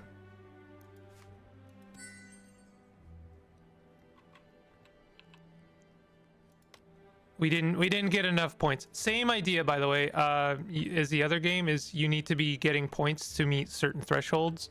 So instead of going straight for settlement, we're just gonna build up our resources. And I think I've already, no, I need to get like one more of that. So lumberjack does not benefit by being placed next to another sawmill. So we want to make sure. You can make a sacrifice here, right? Like I could, for instance, place this guy here. I remove one forest, but then I get the most points from placing that. Similarly over here. So there we go. I didn't fail on the first turn this time. And now let's, again, a settlement is probably the last one you probably want. So I'm gonna go for like basic food.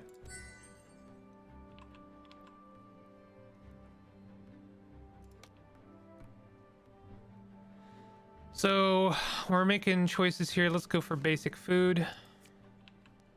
And these guys want to be placed next to berries. This is one of those games you do learn methods given time. So this actually removes some of those. I think we really only want it to be placed. Oh, over here. Perfect. And I actually think that would be fine too.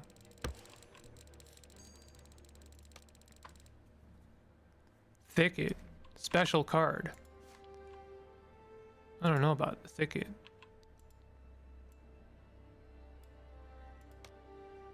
How do I use this? The thicket? Place forest. Okay. Let's do more forestry. Again, I'm gonna place it here. Whoops. Did I turn off the... Oh, forestry is receive lost points on thicket, grass, stone, arid. What we want to do maybe is look at our forestry bonuses. So these are our forestry bonuses, and we'll get like a royal forest if we place forestry in this kind of orientation. So let's try and do that. So I'm gonna place them kind of like that. And you want to like place things in both a way that'll give you points, but then also lean into some of these blueprints later.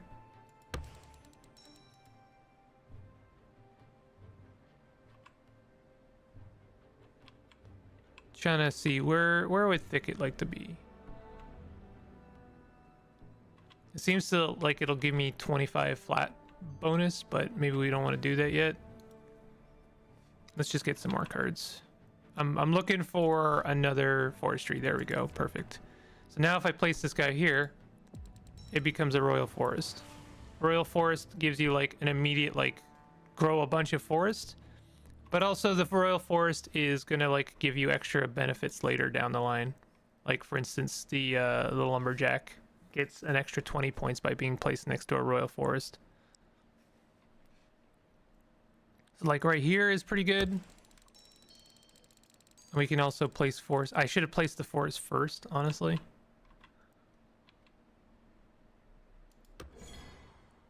So we've reached a milestone. And place game, basic food. Why don't we do more basic food? There is a basic food benefit. So I mean, there's a farmstead. That one makes sense, right? But what about this one? Okay, so like look at this one, gatherer hut. So if I place 3 gatherer huts next to each other, like this, then that gives me a big time bonus. And now this is something that will benefit future orientations. I should have placed these berry. I guess it gives me those berry bushes. So that's worth noting. And so you can kind of lean into this a little bit. Like for instance, like you see that the way I made that, right? Like 3 berry bush gathering things in that kind of orientation. So I could plan like, oh, you know what? Let's do the same thing here. And so therefore, let's build some like berry bushes around that with the intention of like in the future gaining points and also just sort of leaning into that synergy.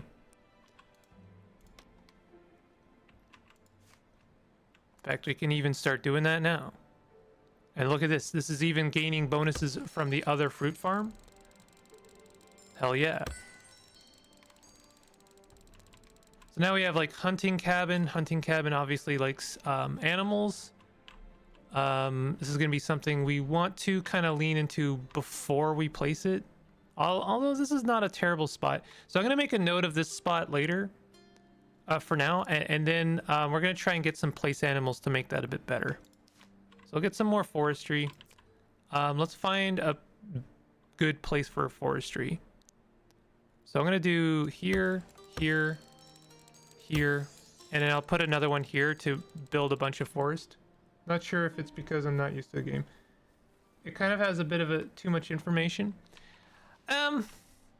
I guess I can see that it's like a game once you play it a little bit, and it's really not hard to succeed at this game. It'll be one of those games where you kind of want to challenge yourself a little bit.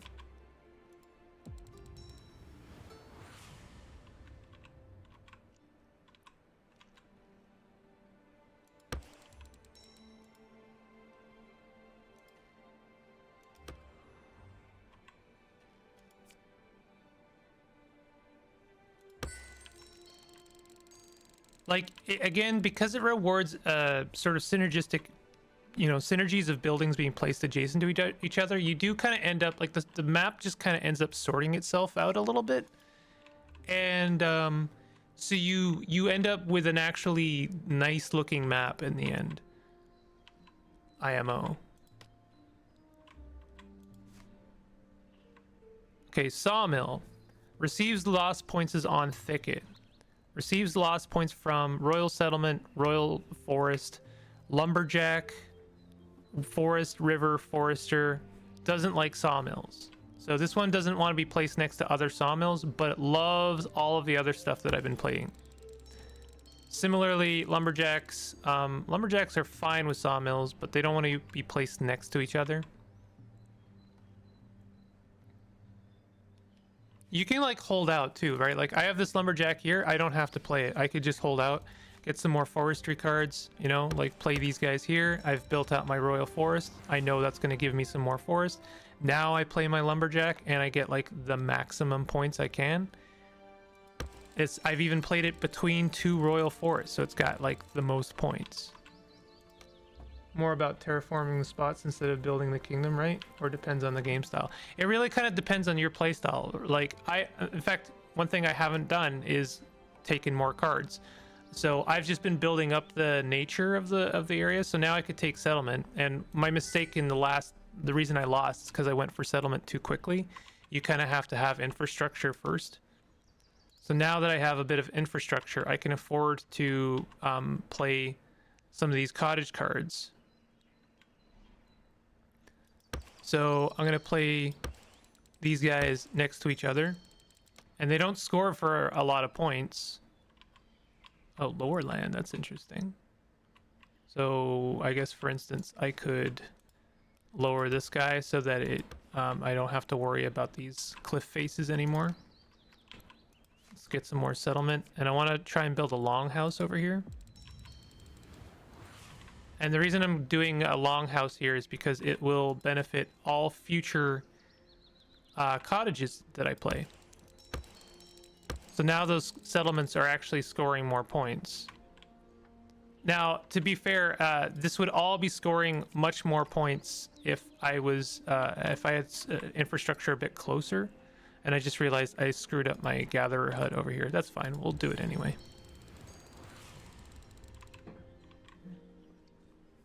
Give it a try.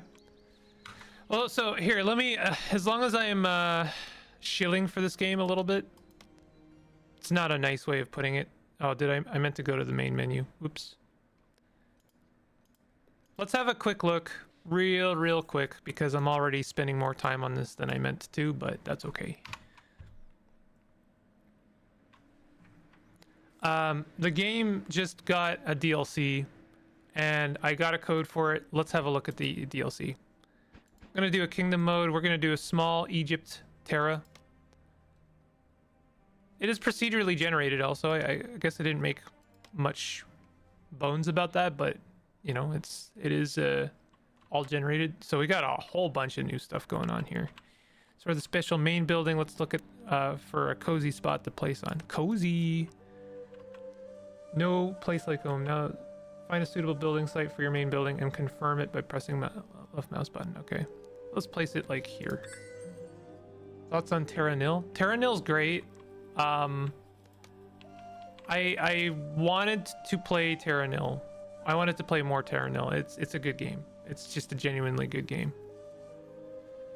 Ancient Egypt, we've introduced a new mechanic, the service range of buildings. Some of these have a one-time effect like the Shadoof.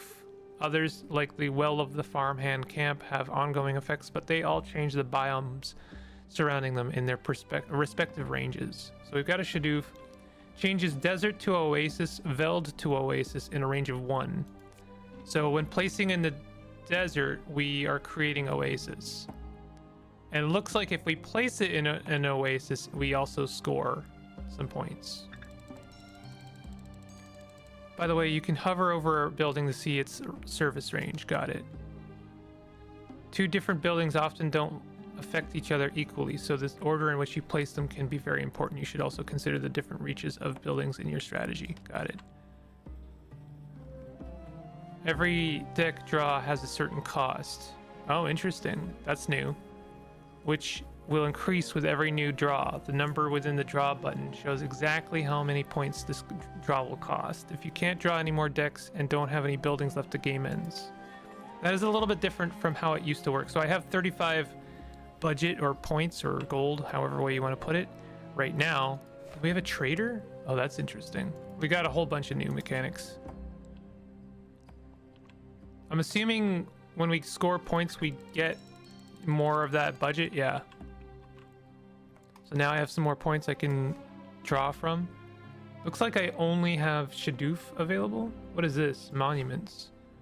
Oh, they really went for it with this DLC. This is not a trivial DLC.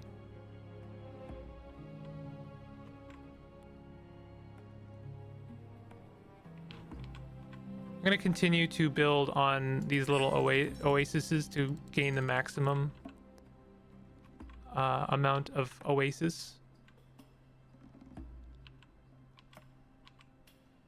I don't know, this I was very impressed by Terrascape. I think it's very beautiful. I think it's a very pretty game, and it also does a lot to kind of add some depth to this model of city building. And it just has a touch of class to it, if I'm being real. I think it just feels a little bit classier in some ways. Like, it turned the whole, like, point-based city builder into almost like a civilization, like, but without combat. And I'm kind of all about that. Like, all of that is like, yes, please. Civilization without combat is, I'm all for it. Because I'm not a huge fan of civ combat, to be honest.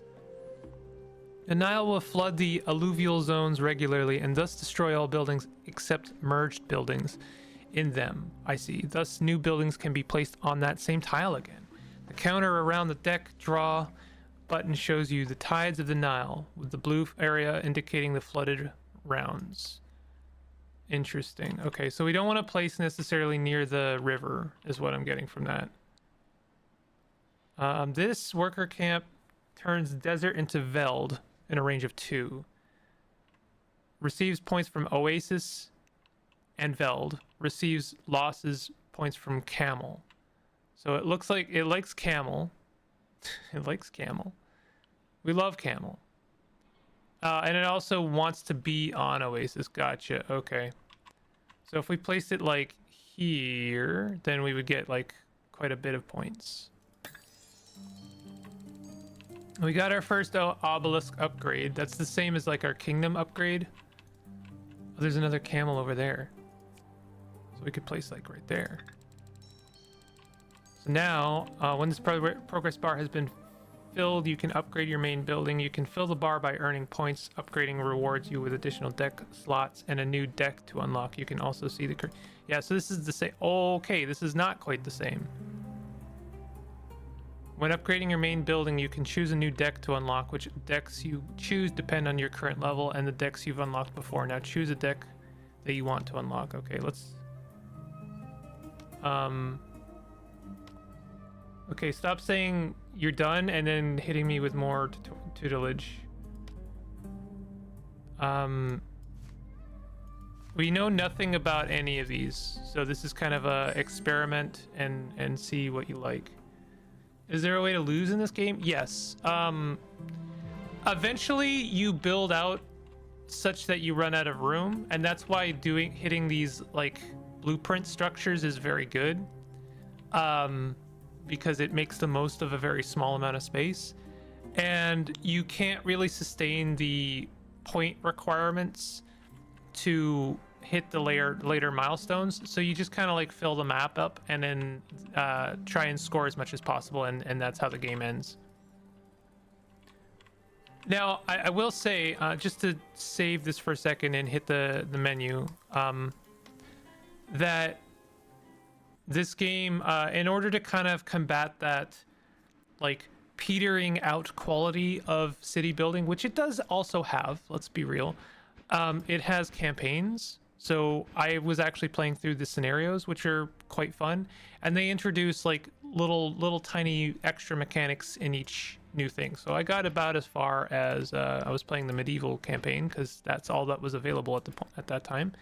I'd gotten to Golden Fields, and you know, it has these available decks. You can see each one sort of gives you certain decks available, and then as you progress, it's going to add more and more decks, and more decks means that your synergies are harder to achieve because you're drawing decks for different synergies.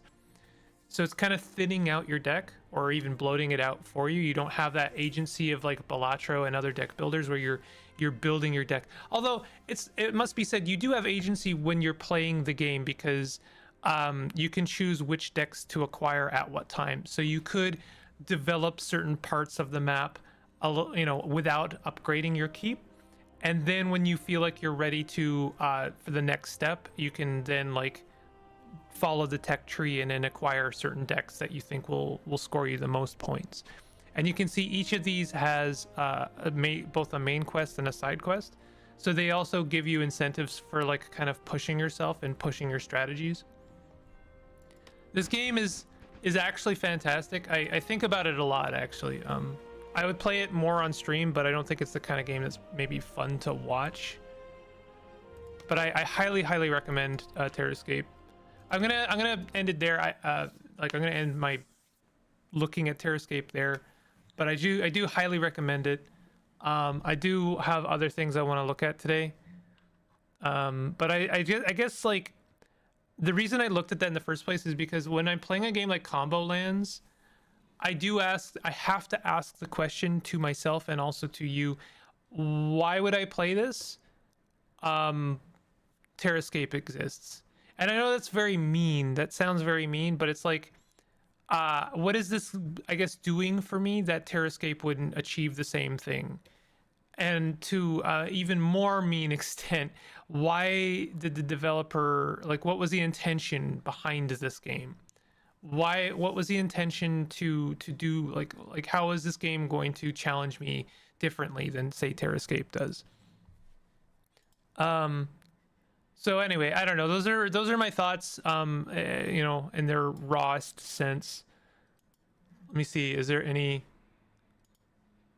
I need to follow up on? Thank you for the message, Sock. I'll look into that for Red Dead. I would give Combo Lands a chance first because it looks more minimalistic. Yeah, that's fair. I mean, that is also valid. Sometimes a game it's valid or it's unique in its sense of what it strips away as well as what it adds. And sometimes people don't want a game to add; they want it to strip away. If you like Combo Lands, I would highly recommend checking out Islanders. Islanders strips away even more. It has less of that kind of combo system, less of the, like, you know, the synergies, the Balatro synergies, and more of just the very minimalistic vibes of scoring based on your buildings. Like, they still have, like, incentives. There's still a reward structure. You're still like, oh, I want to place this building next to this building. But it's even more stripped away. It's even more, like, I don't know. I don't want to say cozy, but or casual, because those are, they sound like you know, bad words. But like it's less stakes, even lower stakes than Combo Lands. Combo Lands is a game that is, like, you know, challenging you to meet a threshold. Islanders barely is. It's so barely a challenging game, and it's good for that sense. Islanders looks too plain to you? Oh, interesting. I feel like you might change your mind if you saw it being played. Also, one thing I will say about Islanders, to me, it scores the biggest points for ending with a very beautiful looking town. Like, its reward structure is so good that it ends up, like, you can basically not end up with a very interesting and pretty looking town. Like, you end up with something that looks like real. I almost feel like Islanders would be a game you could play, and then when you're done, you could, like, take a screenshot, and that could be a town for, like, a tabletop role-playing game. You know what I mean? Like, it's very compelling in that sense. It almost feels like you know, like a palette that you're working from. Anyway, I still have a bunch of games I'm trying to hit today. What we're gonna do today's stream? Yeah. You know what? Let's do this next. Not to offend the game. No. That's fine. You're giving me your perspective, and that's fine. And I'm not coming at you, and I'm not criticizing your perspective. I guess I'm just, like, I guess I want to address that.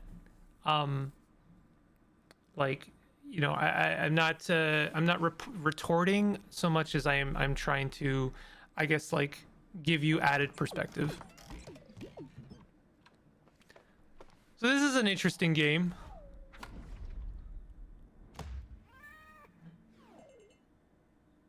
New Shores is better than Islanders 1. I'm not sure. I haven't played it. I would like to play it at some point.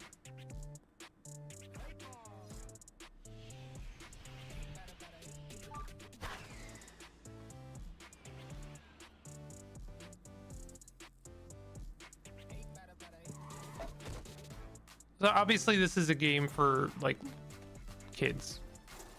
However, I really want to try this game because this is a follow-up successor to a game I played when I was like very small. Like I was like 6. And I believe it was from Humongous. I think it was from Humongous. It felt like it was from that that group of games. And when I say Humongous games, I mean like Putt Putt Goes to the Moon and Pajama Sam and Spy Fox and all of those games. Those were fantastic games. And Backyard Baseball, there's a line of them. There's Backyard Baseball, there was Backyard Soccer, which I didn't like as much. I think there was Backyard Football. I think that was maybe it. There might have been one other one. But Backyard Baseball, the original Backyard Baseball was classic. It was fantastic. It was so good. It was such a fun little game.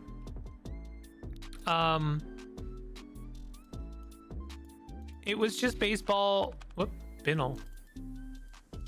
It was a fun little game.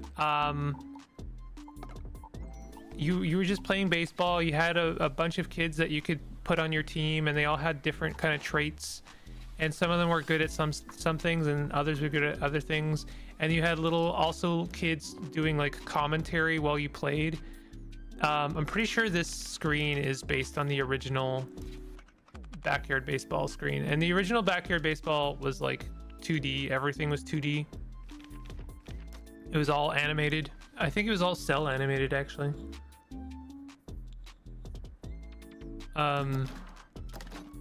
And so I was very interested to play this because I want to see if it's a good follow-up. I want to see what I remember. Difficulty coming soon. Derby mode classic. Time limit 90. Swing spot assist. Let's turn that off. I mean, this is a game for kids. Oh, we're definitely taking Pablo. Pablo is insanely good. I honestly, I would when I was playing this game as a kid, I would, if I didn't get Pablo on my team, I would just restart the game. Pablo is just so good. Play as all the Backyard Kids plus more on July 9th. Step right up. It's time to play ball. Pablo Sanchez is stepping up to the plate.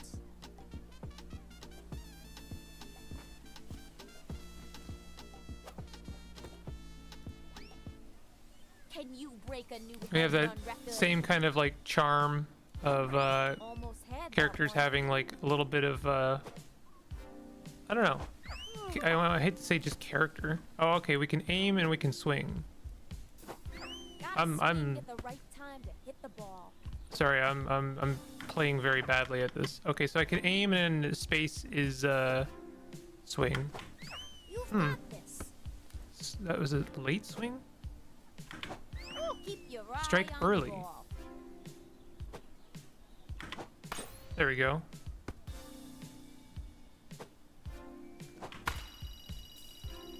That was something. Line drive? Hold on a second. So I can change my method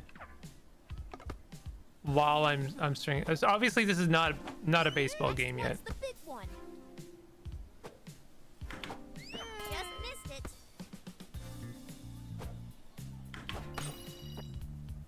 Okay, so I'm assuming that aim assist is just gonna show me where the ball is likely to land. Okay, that's none of that is what I was looking for.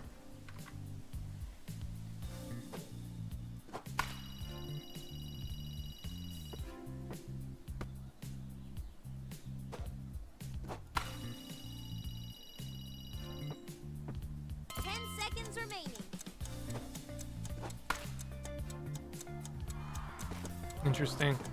Well, I'm hoping we can actually play a game of baseball. Nice.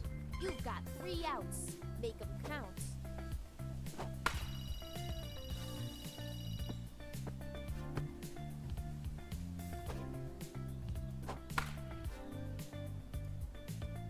Obviously, we don't get any points. Oh, oops. Nice try. Secret weapon. Well, yeah, it was my only player. Okay, so can we actually play?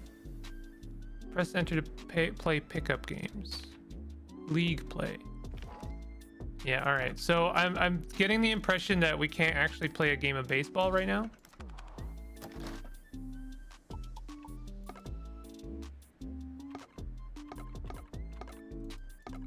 Which is kind of a shame. I was hoping to play some baseball. Turn swing spot assist on and just see if that's what I think it is. Pick me. You don't thanks, buddy. You won't regret it. Who's ready for a backyard derby? I love that they brought the narration back. I have fond memories of the narration just being fun. Hit the most home runs for backyard glory. Okay, yeah, so that does show me exactly where the ball's gonna land. Oops. Doesn't mean I can hit the ball, though. There we go.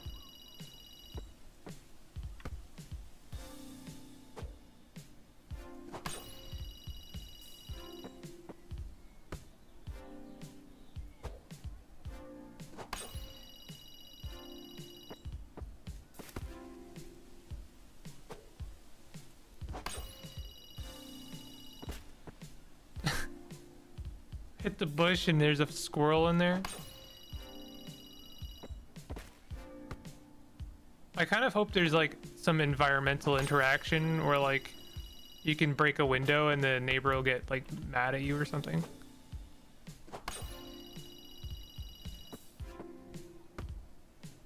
Obviously I'm doing much better now because I know where the ball's gonna land.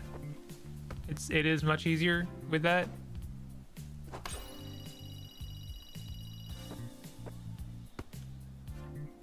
Try a line drive. Ooh. Wow, okay. 10 seconds remaining.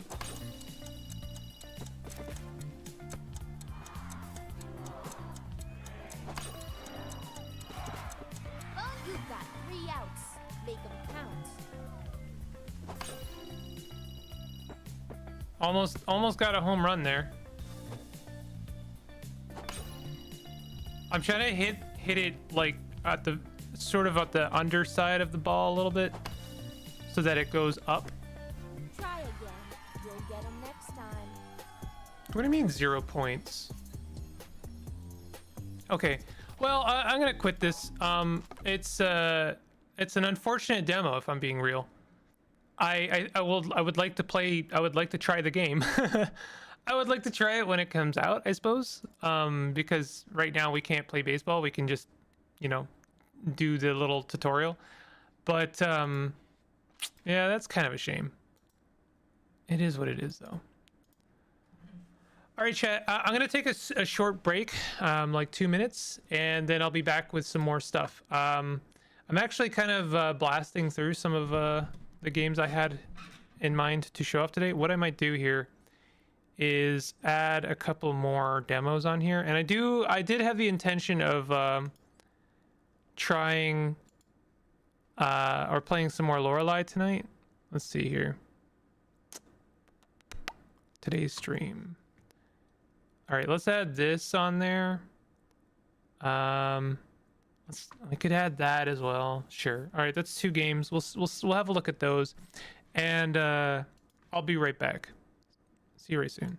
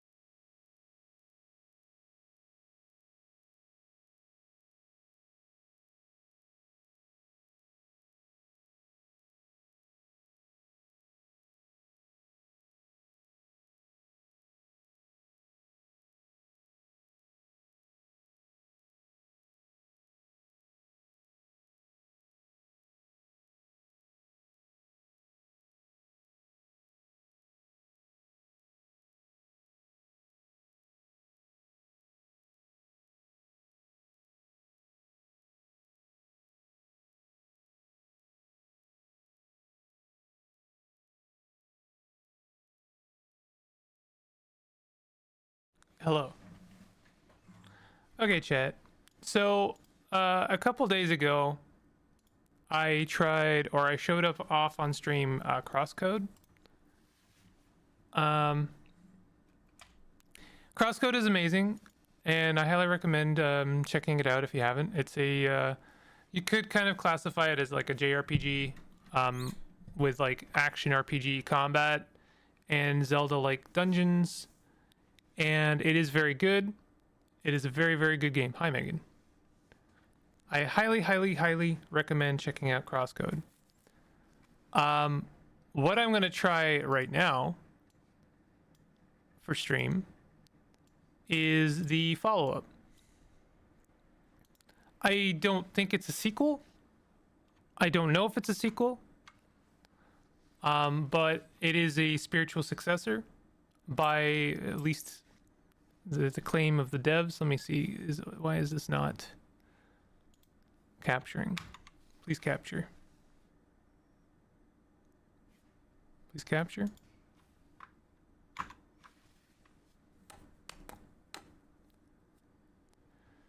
Please capture. All right, we're just going to do display capture.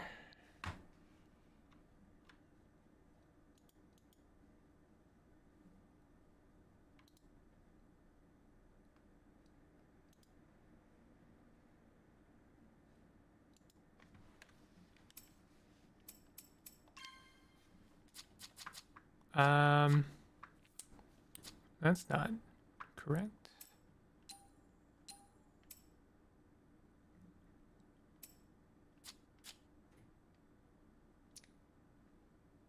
Why is that not displaying correctly?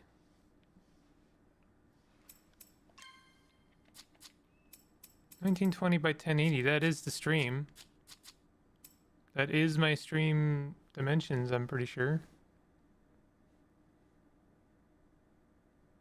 Oh, you know what? I think I know why. We're gonna do reset. and then hit the screen. There we go. There we go. So yeah, this is a follow-up successor game to Crosscode from the same devs, and when I heard about this game, I was like, I probably should get around to actually trying Crosscode because I've heard nothing but good things about it, and I've been playing Crosscode and it is fantastic. And this game already looks amazing.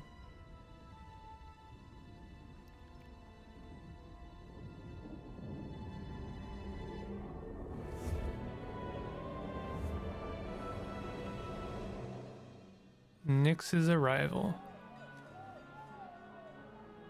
Years of preparation and it still caught us by surprise. We all panicked and ran for the shelters.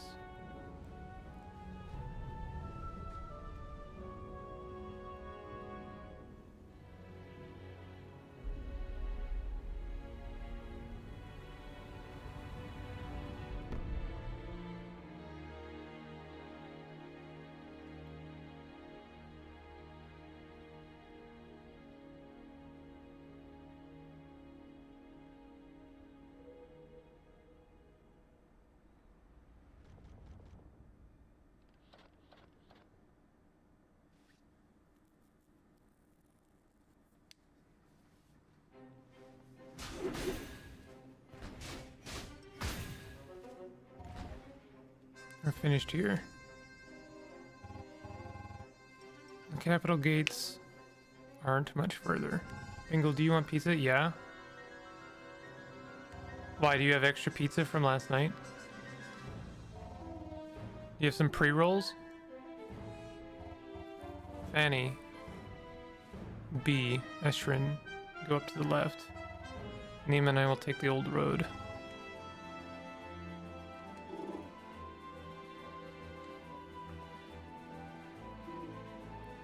Lead the way.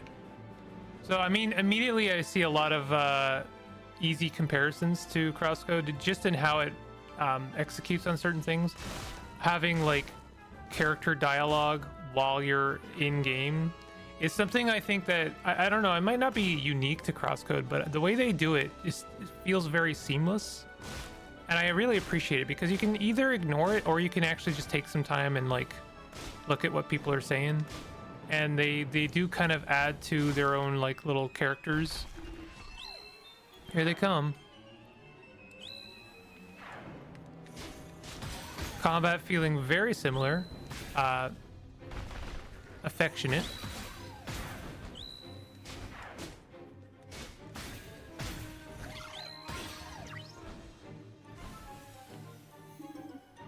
Salmon, a moment, please. Who's this guy?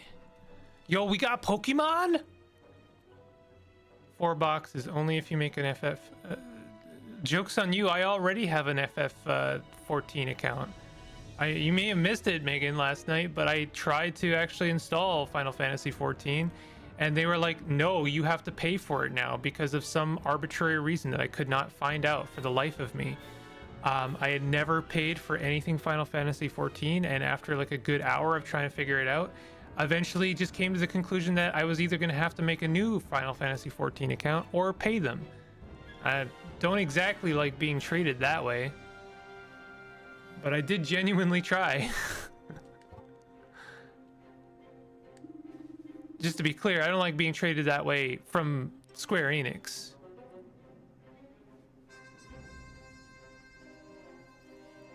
We're just getting close to the nest, yet the Numera are already this aggressive. Don't you think it's strange? Make a new one. I don't want to. These weapons were given for this day. This is not beyond us. I know, yet. Do the gods want us to turn back now? I gotta say, the character designs are actually really cool. I have this weird relationship with, like, JRPG style of character designs, and I know this is going to sound it's extremely subjective, but I find that JRPG designs feel very arbitrary and like just not immersive to me, because it's like I know we're doing world building, but it's very difficult for me to not ask a lot of questions like immediately, like about how someone's clothing works, how the monsters, like what the ecology of the local monsters are. All of this is buzzkill shit, but like I guess I can find myself much more easily immersed in a world where it makes sense. Like you can tell what creatures are eating and how they function, like how they are alive. Obviously we're working with a fantasy system here, but I do appreciate that these characters are not like that outlandish. Yeah, they have like floating are those called geralds? What are they called? What is it, a wreath? Floating wreaths? I forget how what they're called. Hey Maine, this is instantly like a Fire Emblem type. No, Maine, this is Alabaster Dawn, the follow-up to Crosscode, and I'm checking it out. So you came like right at the right time. Perfect timing. Please be careful. Do not worry. Let's head on. I'm very, very much enjoying Crosscode, so I wanted to check out the demo for Alabaster Dawn. I gotta say the animations are just insanely good. They are an immediate upgrade from Crosscode, and Crosscode doesn't look bad at all. But this game just like knocks it out of the park.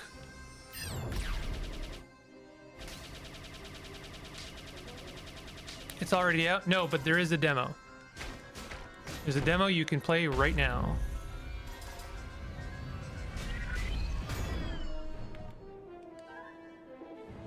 Got it. Estrin, what are you doing here? Less talking, more hitting. Good point. I like that. The combat system so far is like identical to Crosscode, and I said this already, but affectionate. Like, good. Don't reinvent the wheel. I really like Crosscode's combat system. The fact that this one is just kind of building on top of that is actually really encouraging. Pixel 3D is crazy, and they did it well. Yeah, I mean, the animations are really slick.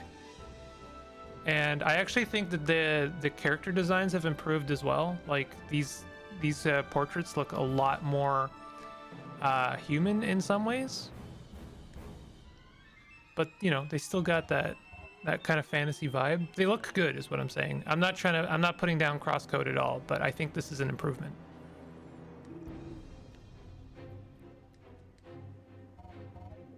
Also the music, like everything so far is a massive hit. Like holy shit.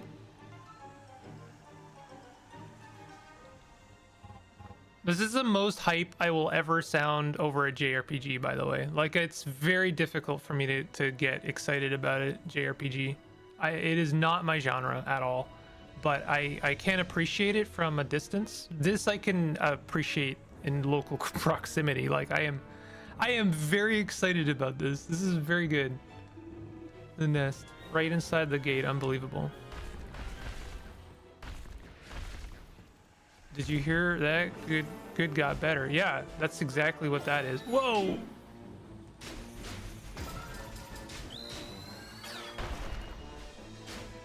Very nice, like, communicated telegraphs, by the way. I appreciate that. It's so, it's maybe a bit too often when a game thinks you understand, or maybe just doesn't communicate. It doesn't feel like it needs to communicate its attacks. I like transparency in that regard. I don't want to have to guess. Divine arts, huh? Something new? No, not really. Ora! Ora, ora, ora!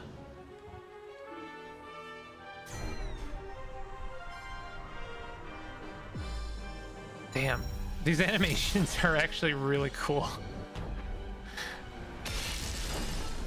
Yo! We did it!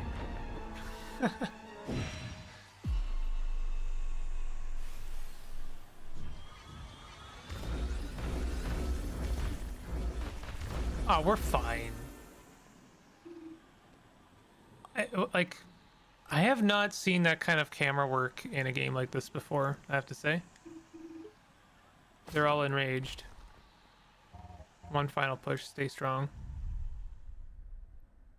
Yet, when we needed them most, the gods failed us. Those were gods, huh? Uh-oh. Oh, no, not gods. Uh-oh. Oops. Their power vanished right in front of our eyes. Uh-oh. Oh, that sucks. Okay, so remember how like 5 minutes ago I was talking about how it's very hard for me to be immersed in like JRPG designs because they feel arbitrary and not actually built on any kind of like, you know, they just kind of feel like they're all over the place and not explained in world. This is what I'm talking about right here. This is actually amazing. They immediately addressed the only fantasy element that I was kind of, I won't say eked out by, but like kind of drawing attention to and explaining like, yeah, no, those were gods giving them those elements. Like that's actually really cool. Immediate stakes with world building. Like no notes. This is amazing shit. We're seeing in real time like amazing shit. Damn it. Oh. Uh-oh. Looks like he drank his last Baja Blast. Oh shit. In that dark red hour of despair. I was glad you still slept, untouched by the god's silence.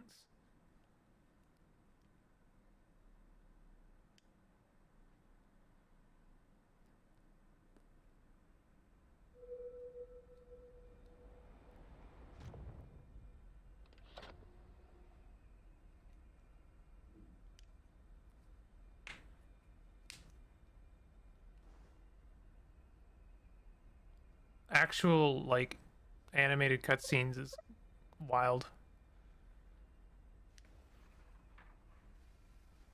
You can kind of see how they've done the animations. Like they're very much like spleening parts of the body, but it doesn't look bad at all. It's a very good compromise for like I'd say cutting some corners, but also just making the game look good. We have like oh wow, I mean like I'm really kind of scrutinizing it, but like it's hard not to. We've got 8 degrees, and they've kind of tweaked the characters in all those 8 degrees, but also we seem to have like in between 8 degrees. Like right, we have right, up, down, left, right, our orthogonal, and then our diagonal, right? And then we also have between diagonal and orthogonal. So we have closer to 16 degrees of rotation. Maybe I'm reading into that. Maybe I'm not seeing it properly. I might be wrong, actually.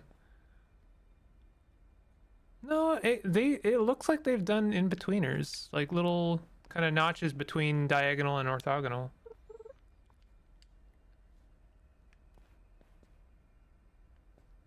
I can cinematic walk. No cargo, it's all empty. Show Don't Tell actually has a second paragraph that reads, but if you have to tell, for the love of God, integrate and imply that, and under no circumstance lore dump more than one sentence at a time. They did exactly that too, right? Yeah. They're like, they showed and told is what they did. They showed us their equipment disappearing, and then they were like, oh shit, our equipment disappeared because our gods abandoned us. And it was like a sentence and not like a hierarchy of rules. I make no mistake, they'll probably give us a hierarchy of rules later, but that'll be, you know, mechanical and for our benefit, I assume. What is this? Anyone here? Hello?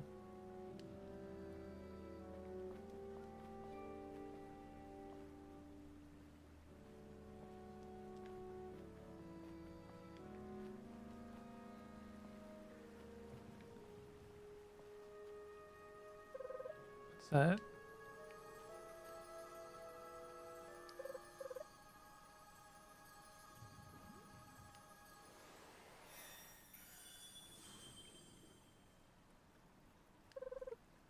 I guess it's mine now.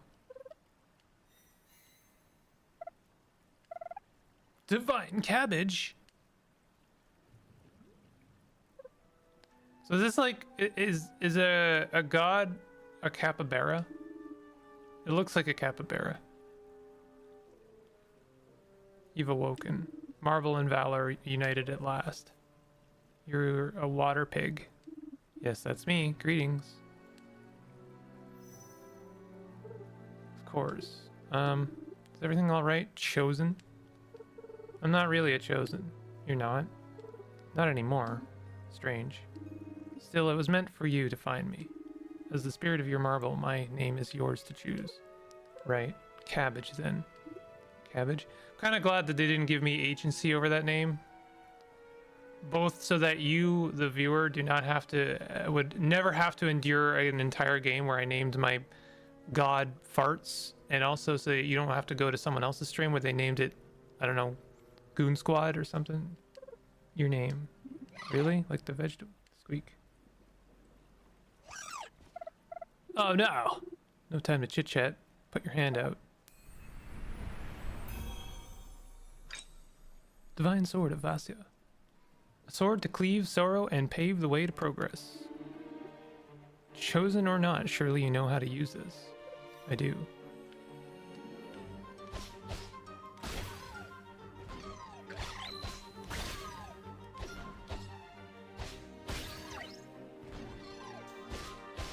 Oh, that's really, really nice. Like, very elegant the way they did that.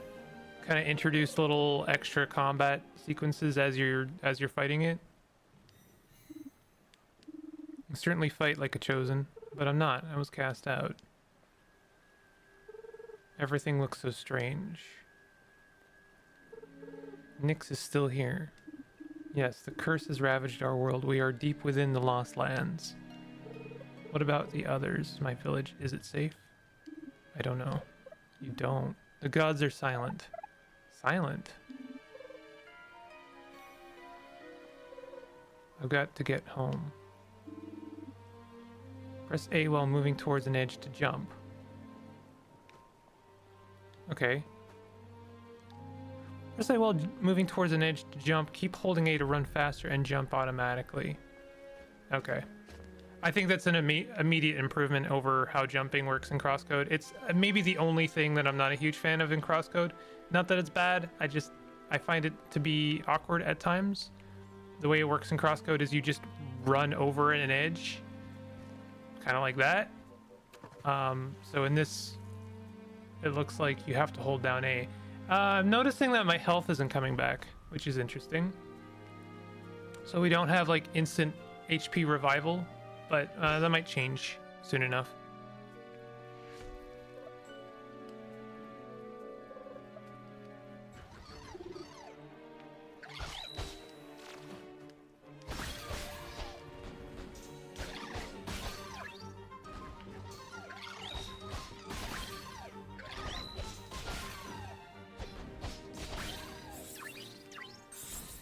Combat feels good. Feels very good. I don't feel at all like hamstrung. Another one who didn't make it. And this route is closed off too. Maybe there's a way up here. A gift left by the gods. It will replenish your health when you hit it. Okay, so that's how we're doing health replenishment. One thing I really like about Crosscodes is that I don't have to worry about survival between combat. Like, I can either push myself in combat and like worry about health management, or I can end the combat and then just have health recovery. And I kind of really like that. It takes some of the stakes away, but still puts the stakes in my hands. It gives me the agency over that. My first thought is, oh, that was a game that has an almost naked guy with a big helmet, but no, that was Chrono Cross, a sequel to Chrono Trigger and completely unrelated. Yeah, I wonder how many people got confused with the name Crosscode and thought it was related in any way. Those pulsating things over there look suspicious, don't they? You know, you should hit them. Not much else I'm doing here.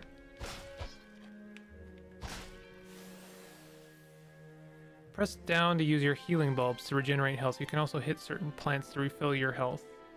Okay. I'm assuming we're gonna get our little shooty, our spheres, because we're a spheromancer, right? Expand your arsenal. Reach out with your hand. Here you go. A gun. Pew pew. Divine crossbow, Vassia. Oh, not a gun. Okay, fine. That should do the trick, right? Right. What other weapons do you got? That's it, actually. By the tree, I swear. Well, all right, fine. Gotta hit you as well. So, yeah, we are. Oh, we went with the right trigger instead of right bumper. Okay.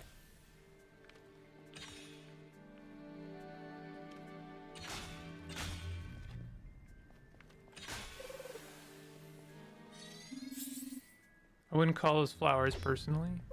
Hmm.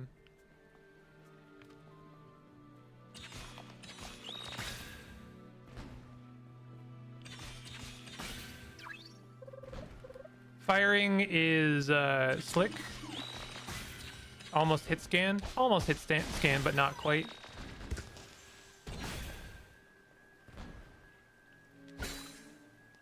I hope the main character has a fun personality. So far, she seems mildly sassy going along with things. Yeah.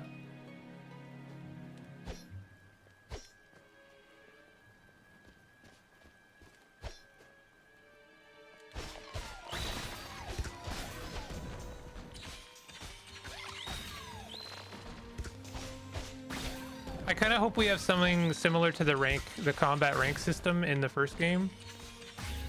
That limits grind, but also kind of incentivizes you to like lock in. Your chosen powers seem to have grown stronger lately, or already. How to use the growth chart to learn passive skills and combat arts. Oh, I didn't mean to skip that actually. Oops.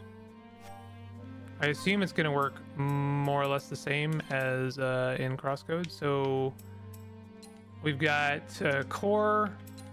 We've got melee, and we've got ranged. We've got one growth point. Do I already have this minor gem slot? Unlocks the minor gem slot for the Bolga Solas. Equip minor gems to activate special effects to customize your very own build. Weapons gems are only active when equipped to the attuned aspect. Keep aiming to prepare a charge slot. Let's do that. Now, do I only have the one growth? No. Okay, we have growth points for each skill tree. Another thing carried over from crosscode, and I actually really like that. You don't have to like you get points for each tree basically every time you level up. Press Y to activate your divine focus to analyze your environment or change weapons. Oh, I already have that. Interesting. So we have very strange that they've put these basic skills on the skill tree. That kind of leads me to believe that maybe you can turn them off or like spend the points somewhere else. Accumulates increases break accumulation, reduces the stamina cost of dashing and guarding.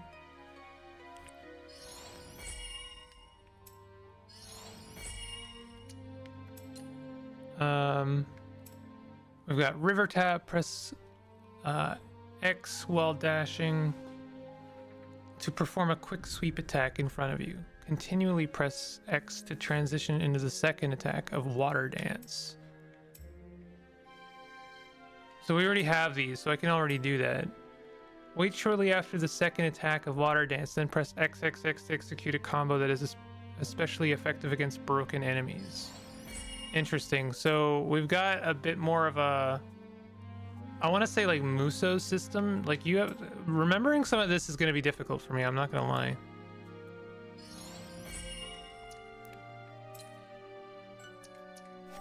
So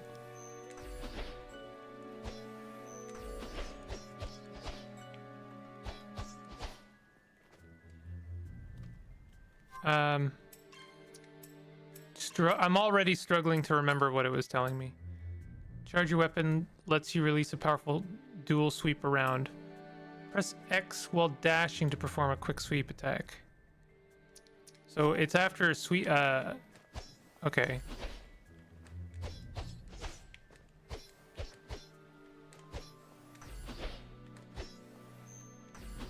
Kind of don't understand. I'll get there, I'm sure.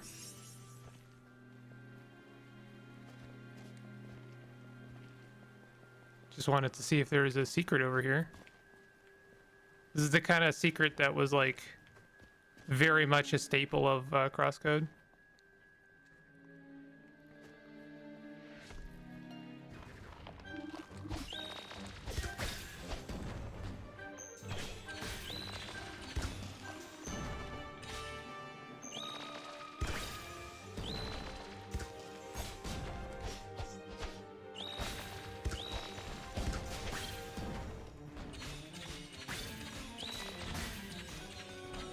I'm really just trying to like get used to doing things well.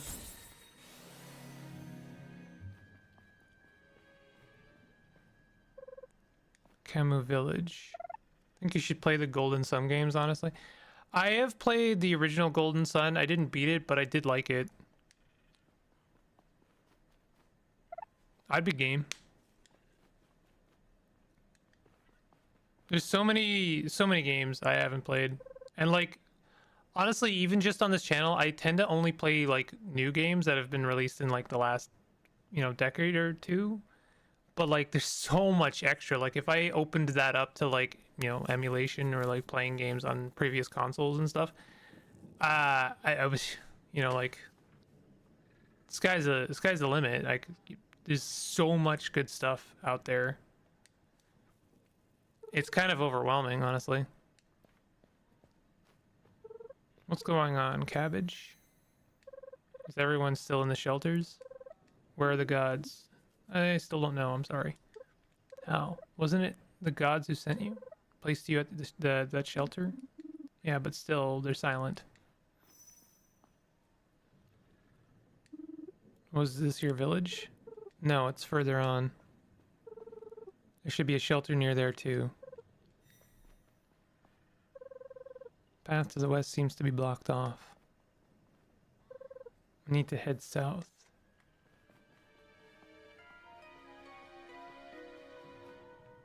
Oh.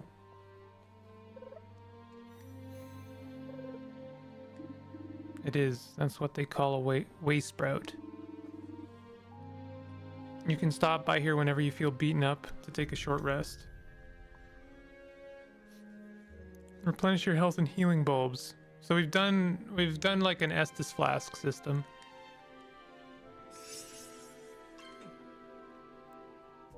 But this recovers the enemies? Did it say that?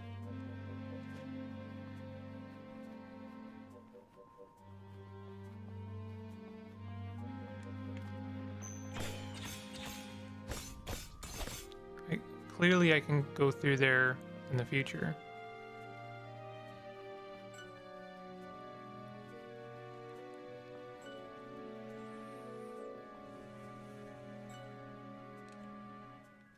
Need to get you on the our Tonalico series. Bunch of whack affectionate with a 4Kids tier English dub. What are the games called? Is that what they're called?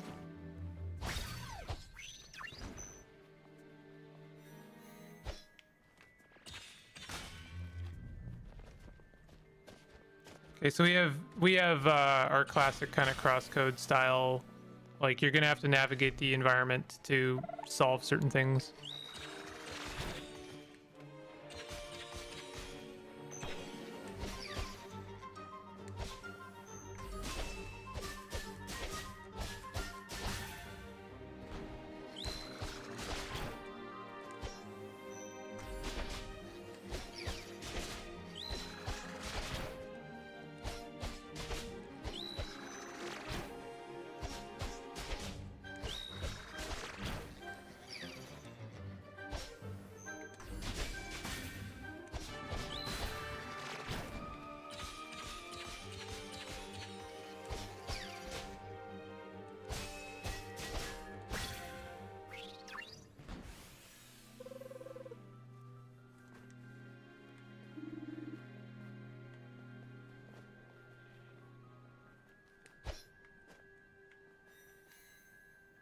Okay.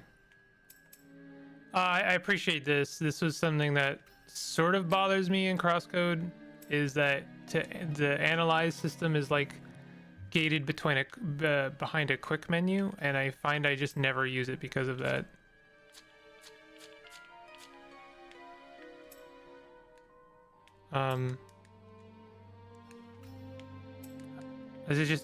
Is that all I get? It tells me what it is. Tonalico? There's no way I'm saying that correctly. First one is Melody of Elemia. Elemia? Melody of these are all words constructed specifically for me to mispronounce them. Like how I just took a drink there.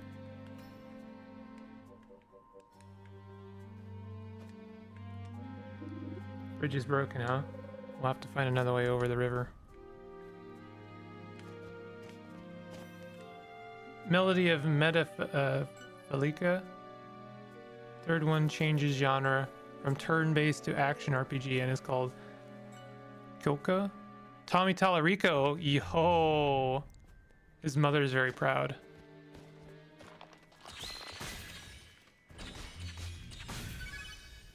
Skill up.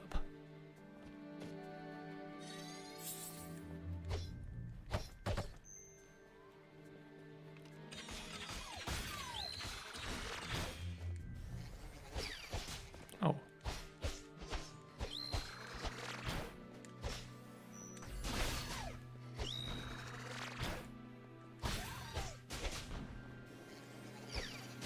Oh.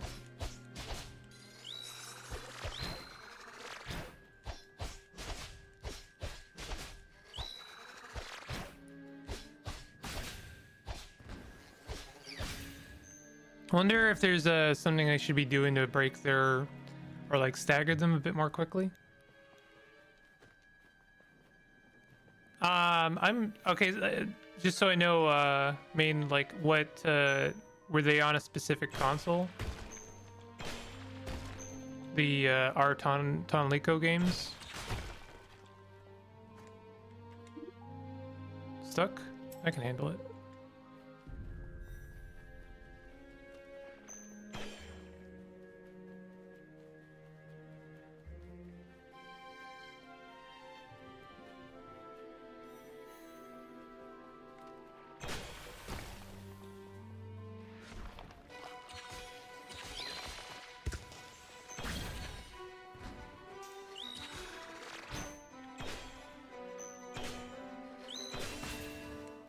Okay, that seems better.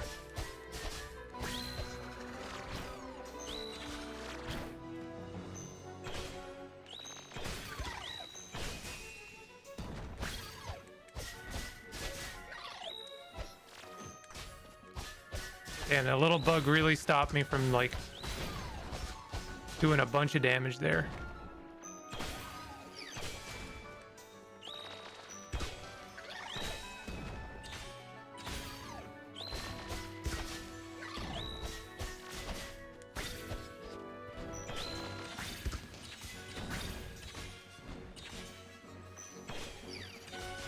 Ow. The charged crossbow shot is very good for stagger. PS2 for the first two, PS3 for the last one. PS3 would be a little bit tricky, but I know that emulating PS3 has become easier as of late. So I'd be game. You say they're turn-based games though? Are they like turn-based action RPG in the last one? Turn-based. Okay, so are they like turn-based RPGs?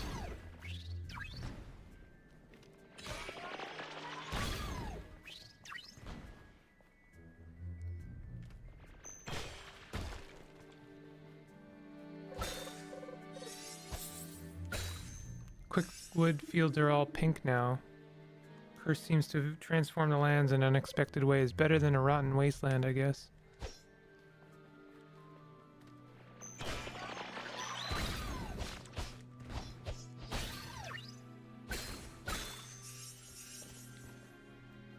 All our bridges are out. That's a different kind of plant. You'd better dodge whatever that thing is shooting or reflect it. You mean using my shield? Precisely. Those red incoming projectiles can be reflected with your guard. If you start your guard right before the attack hits, you can neutralize all damage and reflect certain projectiles. Nope.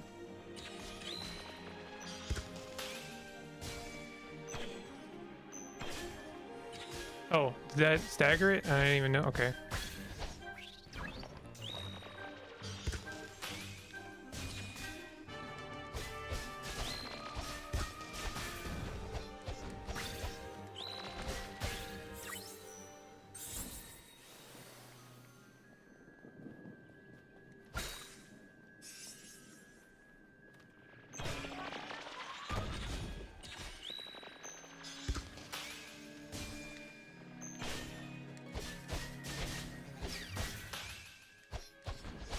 Oh, you can reflect, like, kind of parry, no.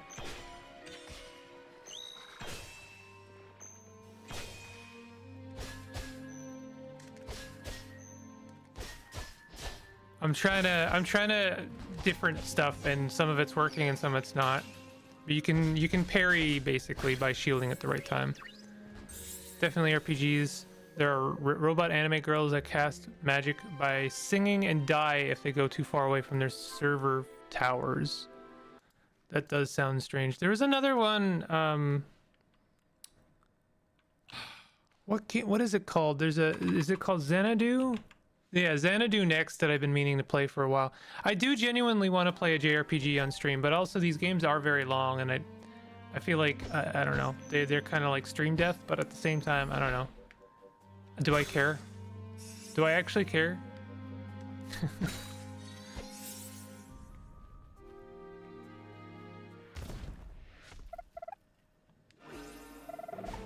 Speaking of stream death, we have an hour before stream ends, and I was gonna address Lorelei today. I was thinking basically I'd do one more session of Lorelei, and if I don't see any major progression, like if I still feel really stuck, then I might just call it for Lorelei.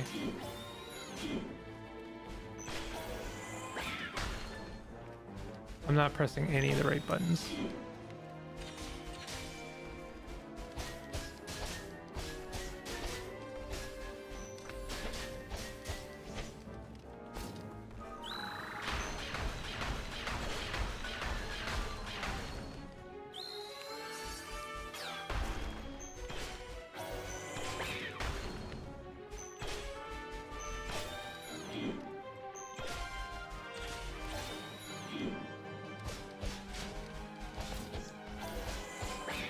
You might notice that I haven't spent any of my points since, like, I've leveled up twice.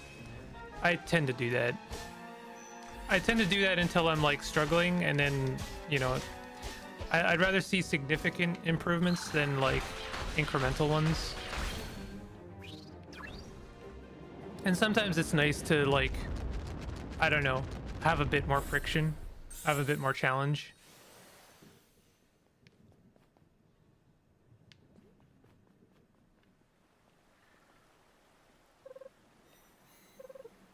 Lyham's shelter.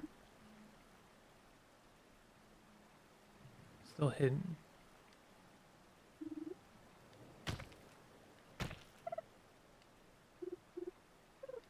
It's pointless. I know.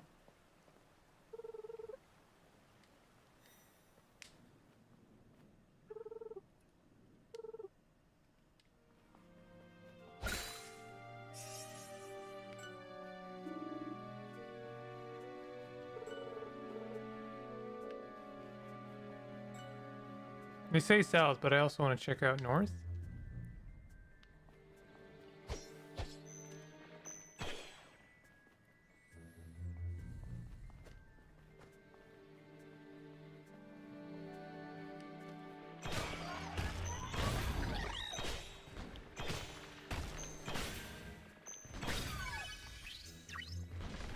Oh wait, I'm not leveling up. That's a skill upgrade.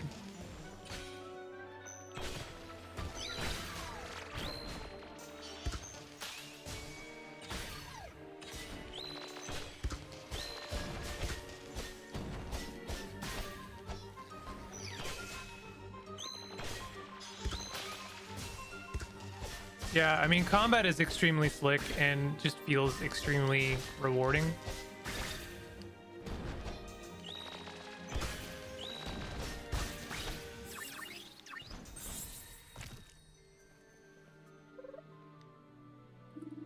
Looks like that Nyx vein just opened. You have to weave it from close up for things to happen.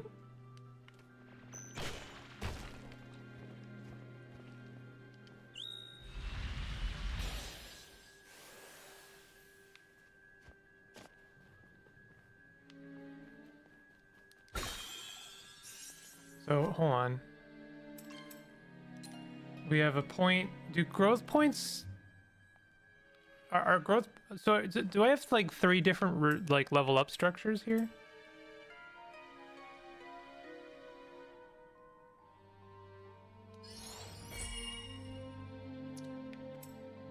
It seems like it. It seems like I'm earning growth points for different combat methods by using those combat methods. Press right trigger without aiming after successful parry to perform an auto shot that shoots 6. Okay, that's interesting.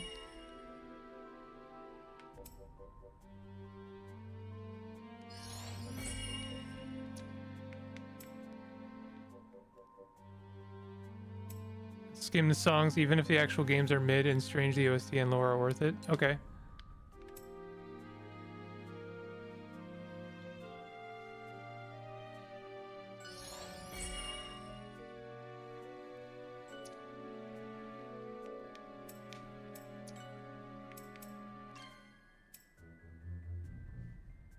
Lore text here. That's good.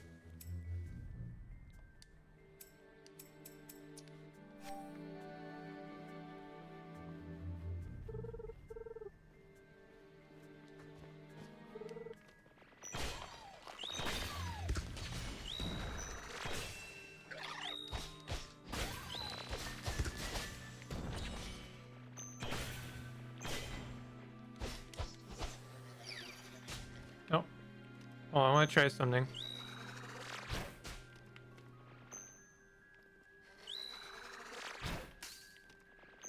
Okay, never mind.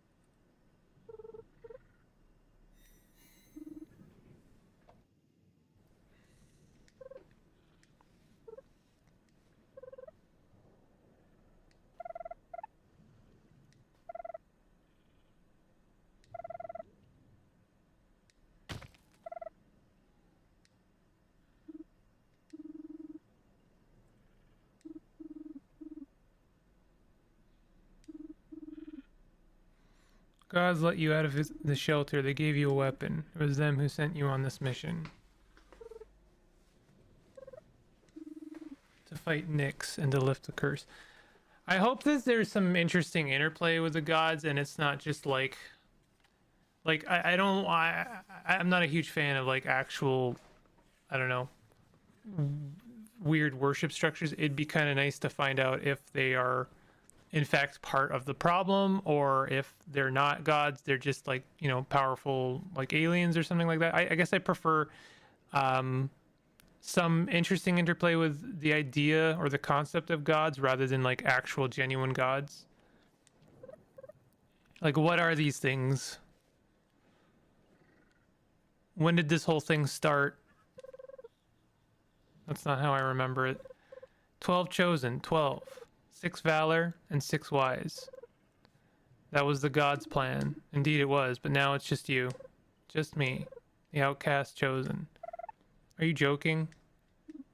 I'm serious. You may yet be able to free everyone. Your target is very close. How do you know that? Did the gods finally whisper to you? No. Just look over there.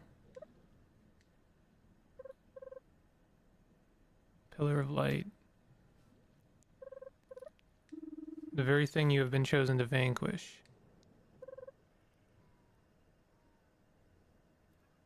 Did I mention that all anime girls have split personality? You're talking about Artonaliko? How do you say that? Am I saying that correct? That's all we can do at this point, right?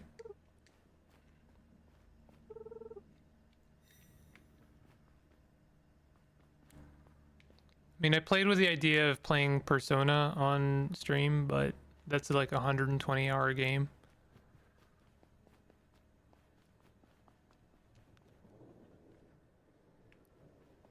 I just want to play these games, and like playing it on stream is a good excuse to like kind of apply habit and ritual to the whole thing. And I guess honestly, who cares if it's watched or not? This looks like what it looks like. A nest.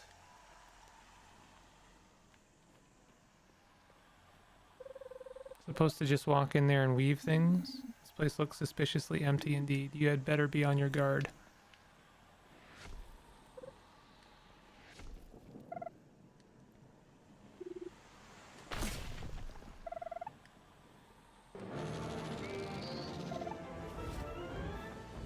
Whoa.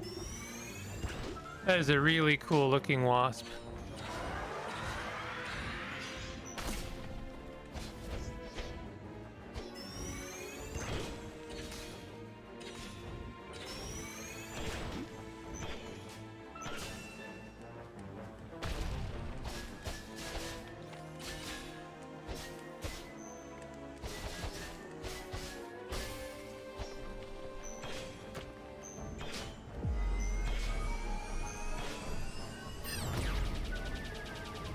I just fought a boss in Crosscode that does exactly...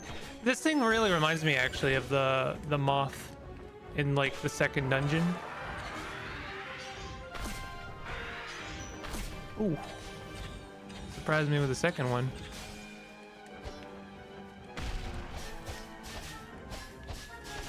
Artonelico. Nel Echo or Eco?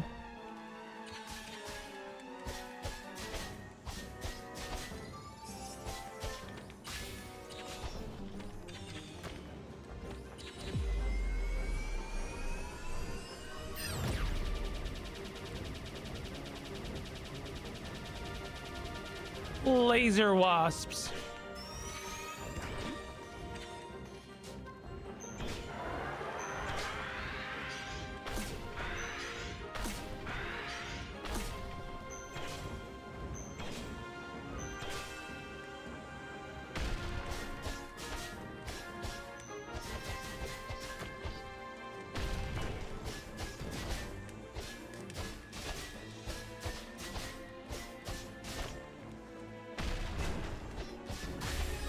That felt like just really slick. The whole thing. The whole combat felt so good. Everything telegraphed like really well. Had some surprises, but they didn't feel cheap. Didn't feel like cheap shots. Nothing felt like rushed or slow. Just like perfect. 10 out of 10. Looks like we the way is cleared up. Time to take care of this nest.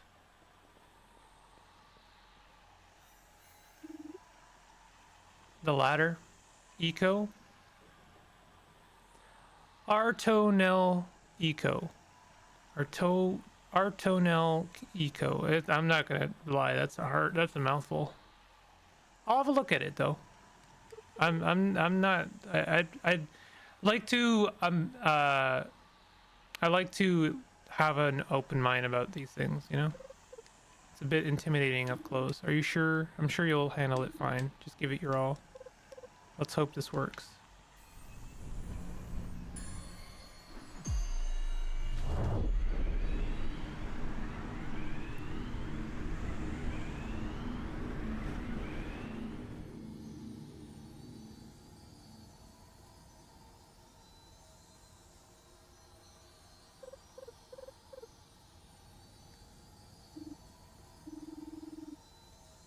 The nest successfully weaved, the curse should cease. Oh.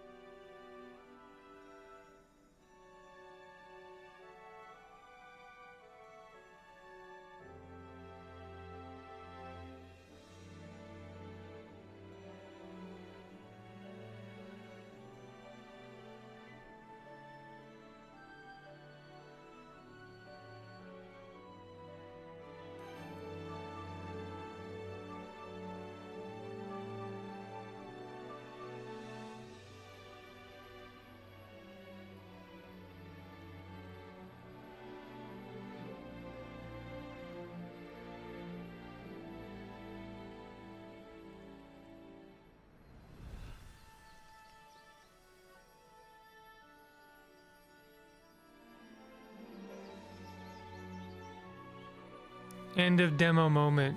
Yeah. For sure. But like genuinely pretty. Like they're really kind of showing off here.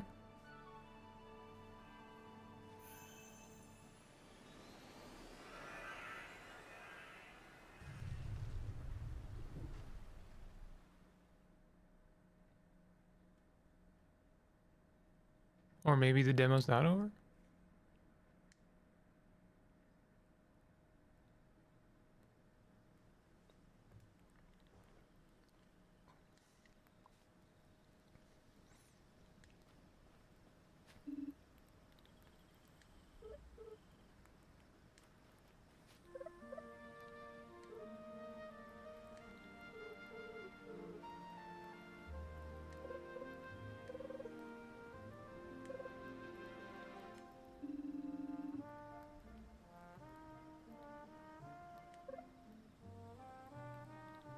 That like soft roll trumpet in the background really kind of reminds me of a lot of Ghibli films.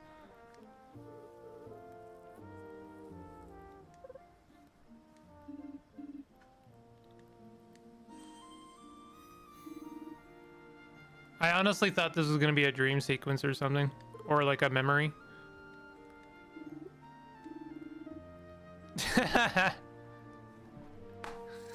Yeah. That timing though.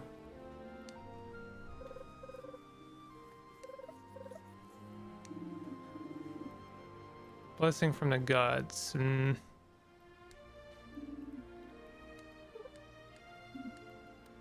Only the glorious parts.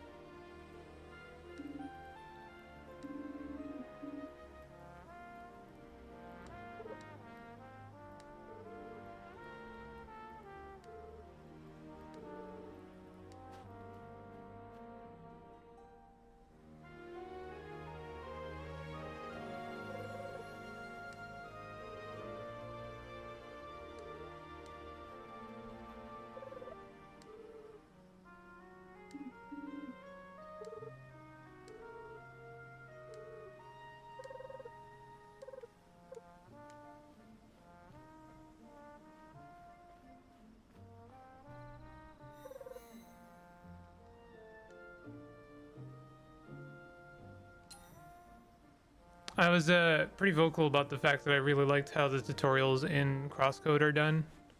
It looks like they've done much the same thing here.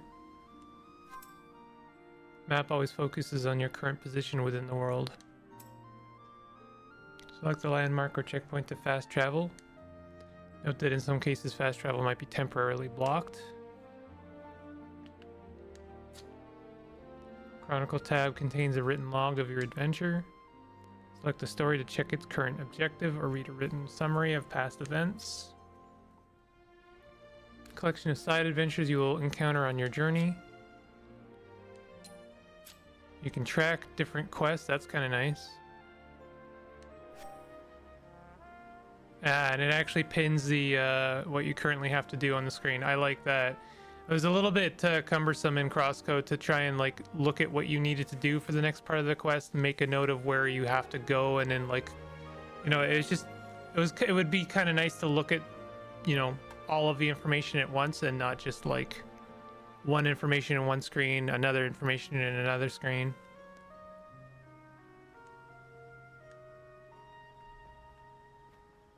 So demo not over?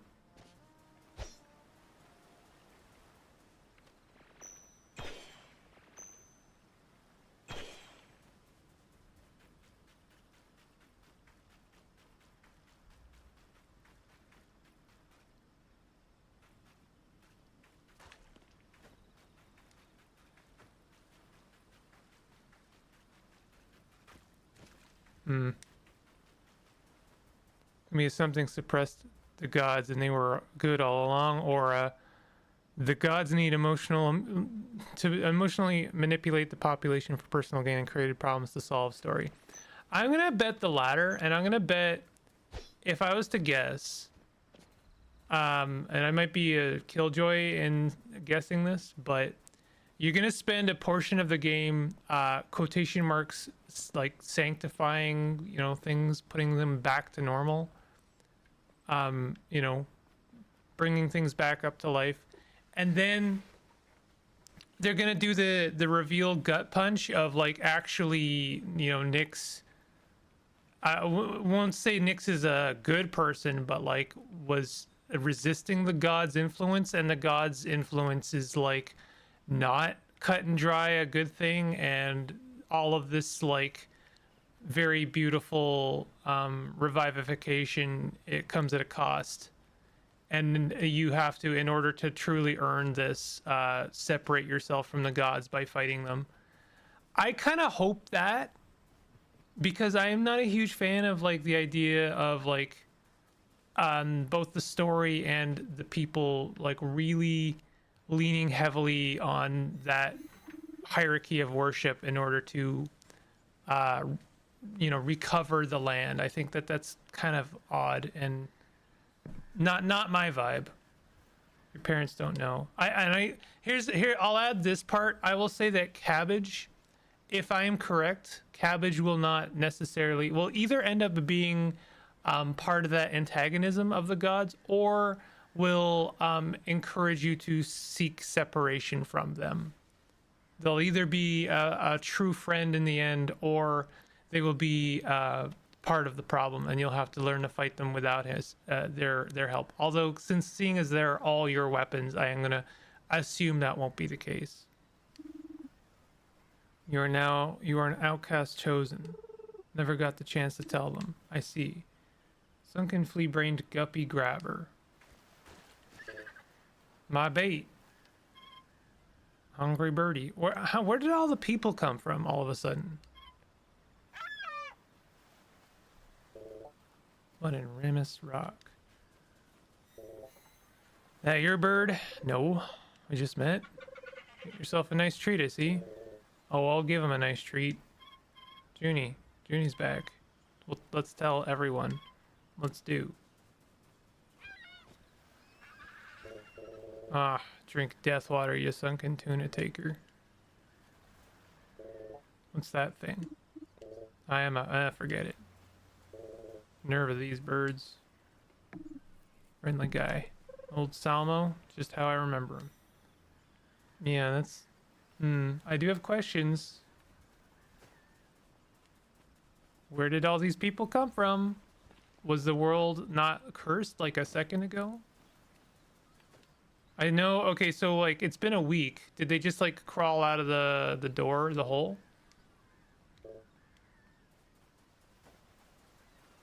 Probably they did. But I feel like there's something that the game is not telling us.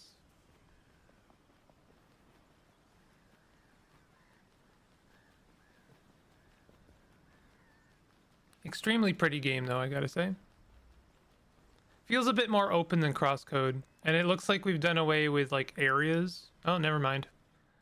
I'm just wrong. Lyman. Sorry, Lyham.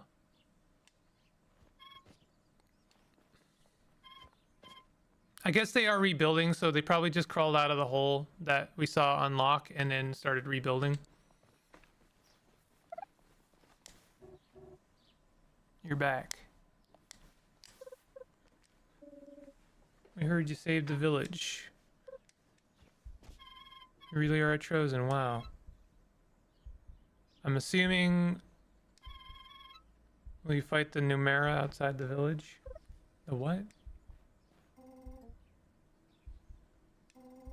Does not the chosen deserve breath before answers?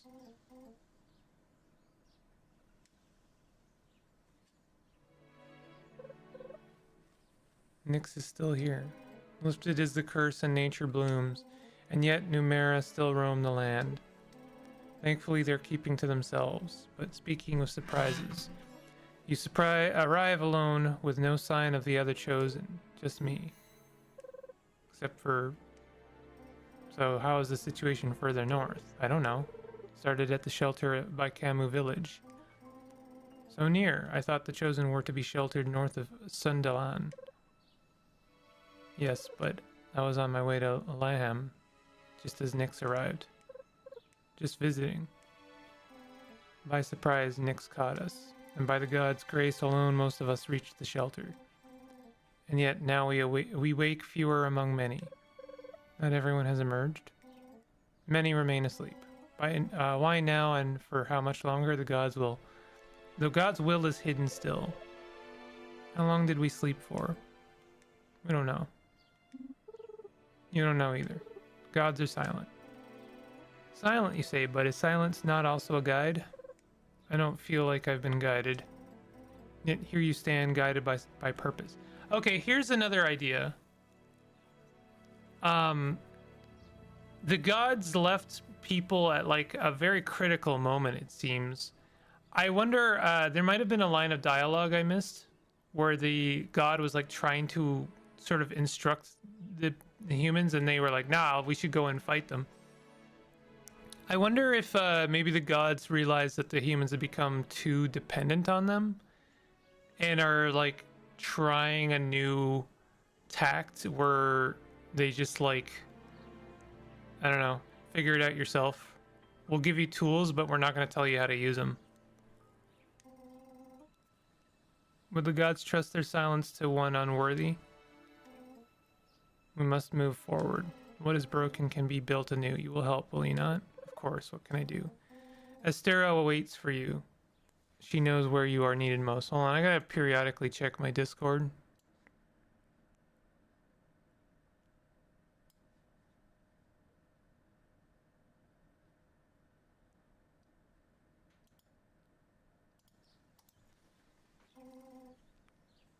You can find her right over there.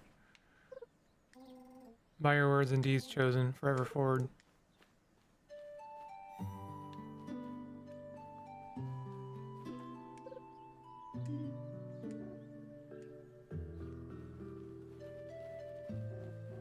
What's next? Let's see. We still need to gather everything to rebuild the forge. I wonder if this game's gonna have town building elements. I kind of love when the game has that kind of stuff, like, you know, get some materials and rebuild a part and like figure out what you want to progress first. At least I appreciate it when you can play a hand in it. Another game I really got to play, and again this is like on the table, is like Dark Cloud. I've been meaning to play Dark Cloud for a very long time. It's not bothered them. Did Noah send you here? That's right, he said I can help. By the spring there's so many ways. Honestly, we've all been desperately waiting for you to wake up. Noah told me Numera are still out there, right? They're right where we gotta get to. Like the Quickwood Forest and our old rice fields. We really need that wood and rice eventually. Best way you can help is to run off them Numera at those spots. Speaking of food. My last meal was about ages ago. We got some grub around here. Just follow me. Nice that the NPC keeps up with you and not the other way around. That's like... that should be the norm. God left us some rations. Here, let me give you some. Oh, I love calorie brick. Please, let me enjoy calorie brick. Is it toasted? Some solid stuff. You gotta cook it first, silly. Oh, of course. You don't eat your ramen raw? And take care of that, thank you.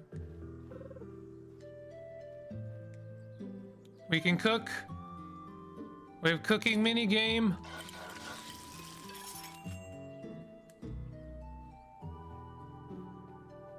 No minigame. Feeling better? Sure, also somehow stronger.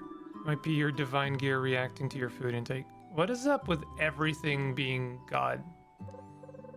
Properly powered up now, all thanks to the food. Always great to have another excuse to eat. Boosts and charging them. Boosts are displayed around your healing bulb. Activate them by holding left for top, up for right, right for bottom. What? Why? That's a little odd. You only have a boost in your top slot. Holding left starts applying the boost. As you hold, time slows down. Why did you do it that way? That was, I guess, because down is health. Why not just make it like a Dark Souls style directional pad thing? Wouldn't that be a little bit more intuitive? So you hold, time slows down slightly, so don't worry about using a boost in the middle of combat. Your boost is then displayed as a buff under the life bar. The yellow line indicates the remaining time. The boost, on the other hand, is now on cooldown. Fight enemies to refill a charge. Total remaining charges are displayed in the lower right on each boost. To recharge them, you have to cook a new meal. Press start to open the character menu and left, share, I guess, to view detailed descriptions of your boosts and active buffs.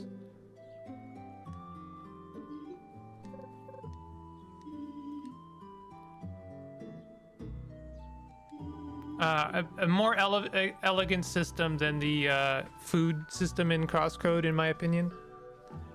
Food system in Crosscode is fine, but I often find it doesn't much encourage for like experimentation, nor does it really encourage you to eat food, because often you are kind of left a sitting duck while an enemy attacks you, and if they attack you, they interrupt your food. It's a little awkward, I'm not gonna lie, but I understand they tried to kind of keep it balanced.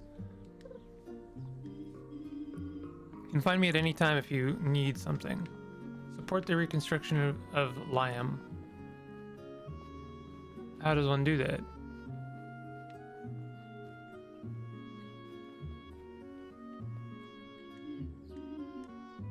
Talk to Penterson and Orlando.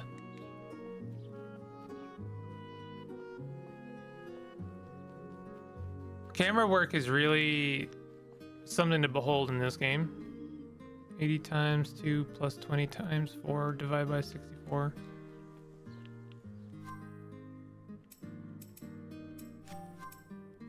Maybe so it's easier to quickly execute mid-combat. Usually I assume unconventional control schemes are done on purpose. Expedition 33 had strange controls too that ultimately made them more efficient.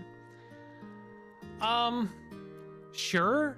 I'm not really arguing against the control system so much as the interface. Like, why position it so that you're pressing a button that is rotationally next to the icon that is appearing? Why not just have it so that it looks like it correlates to your D-pad? I'm willing to see the reasoning if the game provides me with one, but Because I am going to get super confused. I'm going to be hitting down when I mean left, and left when I mean up, and up and when I, you know, like it's going to be a mess.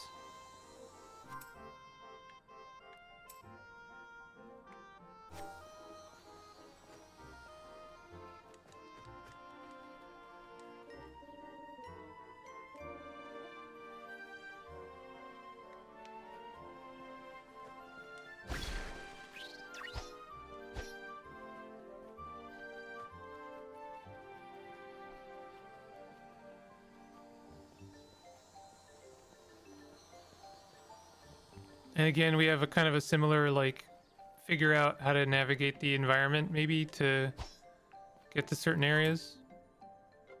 My best guess is that you haven't unlocked something yet. Yeah. I usually assume there is intent behind things like that, but my initial reaction is, ugh. Ugh. Why? Don't do that.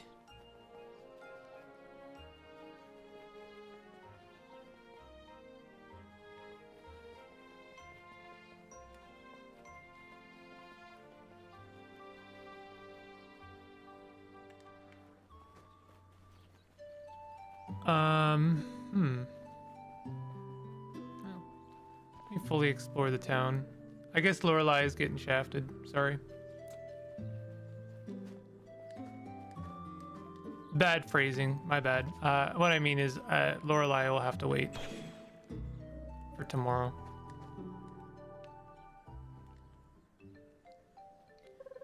Finally back in nature feels great. Seems like you've gotten fully accustomed to your divine gear. You could use your divine sprint if you wish to travel faster. Move and hold A for some time to charge your divine sprint. Once charged, release to move faster and jump automatically.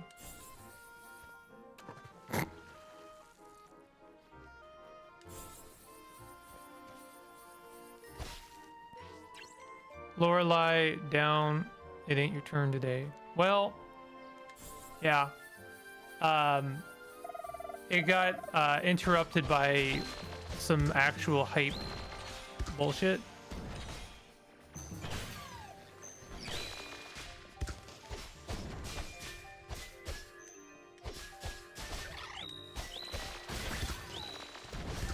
I'm taking a lot of damage here for no reason at all.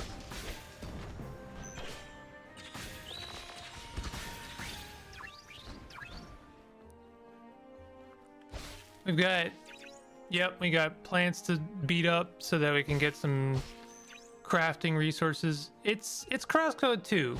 It's Crosscode 2, and it does feel like a genuine successor and improvement. Just like that. Once the curse was lifted, the gods deemed it the right moment. I will say I really appreciate the world building in Crosscode. This is doing its own thing, but I really do kind of enjoy the, like, alien world as approached as an MMO. There's still people sleeping in there.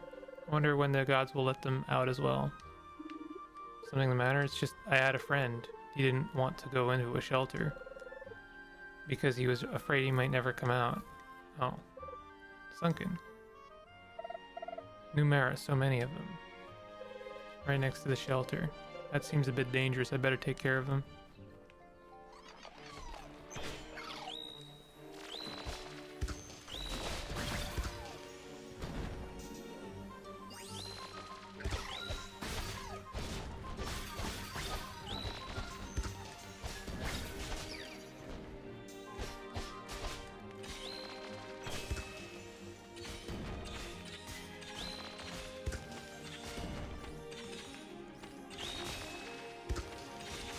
Oof.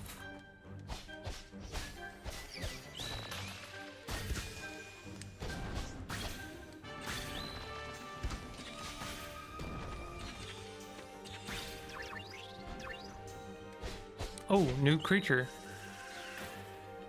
Oh, that kind of reminds me of the little hedgehogs from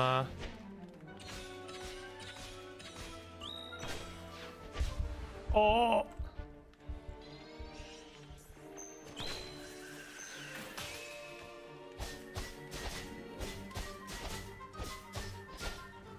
Any game that actually gets me to try its parry system is a-okay in my book. I am not a fan of parry systems, but it really takes a very subtle hand for me to give it a go. Making me want to play this more than my already existing backlog. Well, the good news is this isn't out yet. This is just a demo. So you have a very good, easy out for not playing this yet. Seems like the gods sent you a little reward. Taking care of these Numera was the right choice. Reward structure. Ooh, gem. Is that a gem? Can use them to, I know, enhance our divine weapon and equipment. We learned about them. Spoken like a true chosen. I did go through the whole training, you know. Sassy. Press the button to open the character menu and go to the equipment and then select the core, change the thing, and then do the thing, and then you do the thing, of course. Equip a gem. I got in a lot of trouble last time I didn't follow the tutorial, so I should really do that. I did eventually figure out how to use that move in crosscode, but it was a lot of experimentation.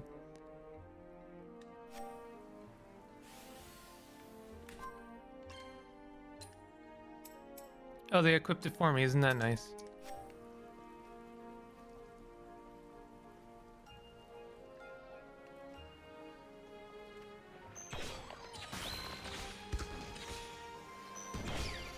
I won't lie. I miss the rank up system a lot. I really hope it's not gone completely.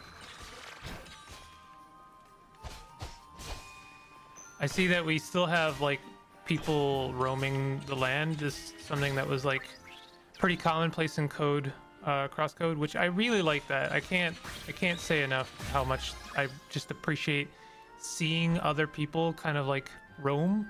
It does a lot. It does a lot to make you like make the world feel a little less just, I don't know, completely abandoned. I don't know.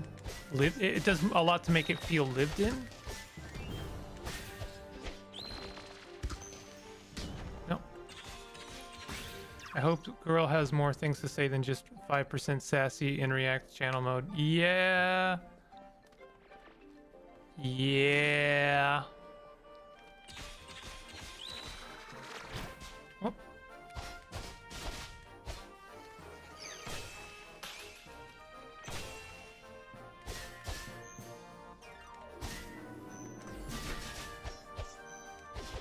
Not ideal. Uh-oh.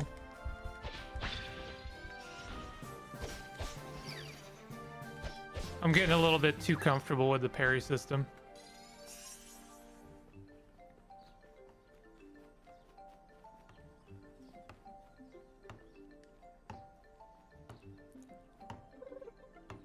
Hey, Penterson.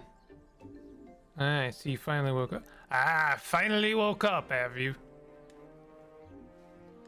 Do you smell that? Sorry, fresh cut quick wood. Yeah. Smells like home. It's starting to. Quickwood forest down south, however.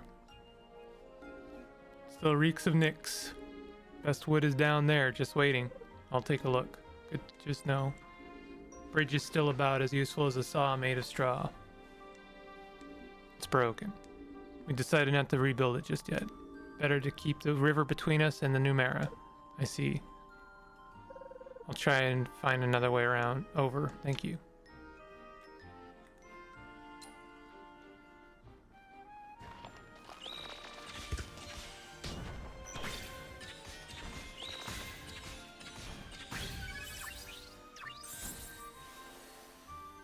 We really thought the demo was over, huh?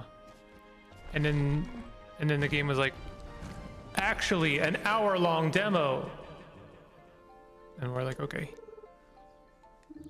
Looks like we'll have to find another rat pack. I really hope that when the game comes out, it has like my save code carries over. Keep going south to lift the curse of Nyx in the Red Forest.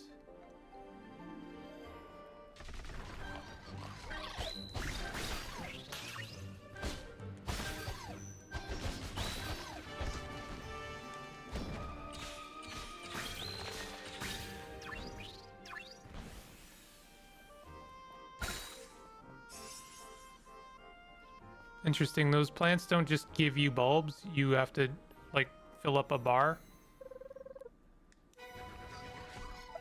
Uh-oh.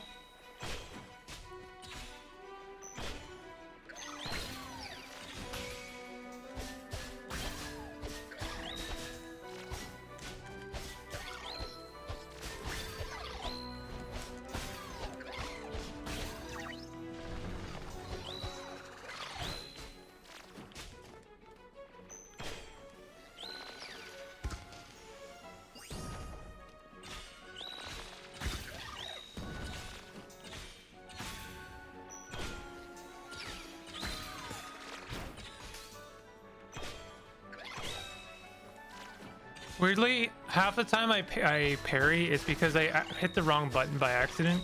I meant to dodge, and in fact, I just block instead.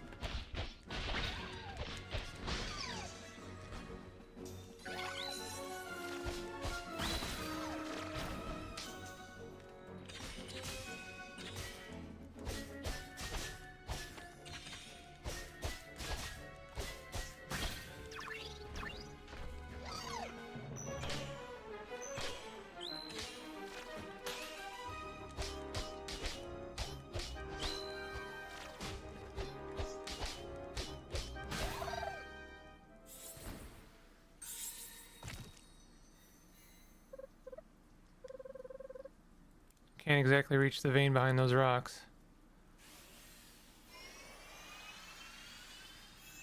Here you go, child. Big bonk. Looks like the gods left you a little gift. What do I do with this? You take that and you bonk. Divine Hammer Basil. Hammer to smite evil and pave the way to progress. I wonder how swapping weapons is gonna work in this game. They've already dedicated the numpad to like boosts and stuff like that. Time to take care of these rocks. That's the attack button. You just equipped your hammer. Okay. How do I get my sword back?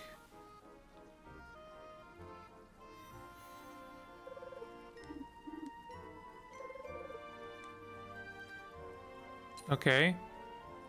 Left trigger and press... Oh, it's a quick menu. Hold left trigger and then press right trigger to quickly swap your loadout weapons. Okay. Press the Y to open the command menu. This can be done during combat.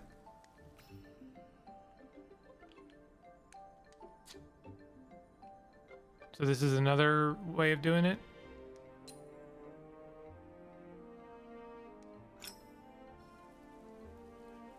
Press start to open the character menu.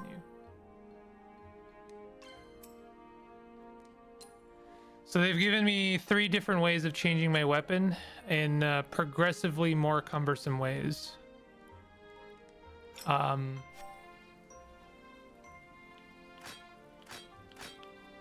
This seems to be the easiest way, and then I have this way. Although these are... Okay, well, we'll see. I think that this is fine. It is, it's pretty fast. Kind of running out of health thingies.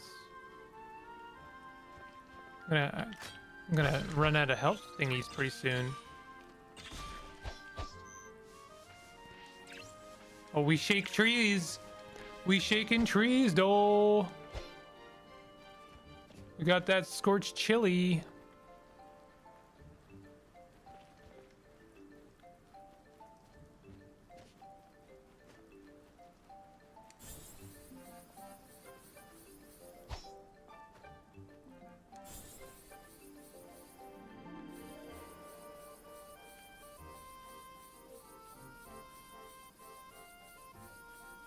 So running has basically no limit so long as you don't stop to do anything. Oh, we shaking trees. We're collecting prapples. I love prapples so much. It is beautiful.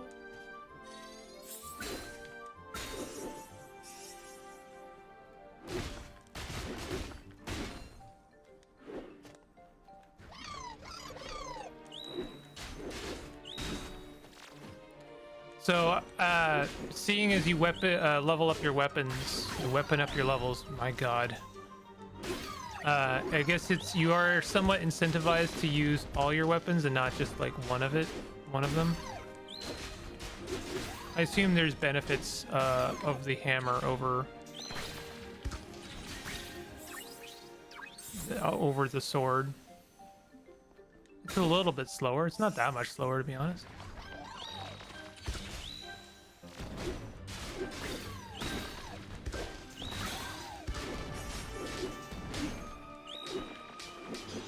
Oops.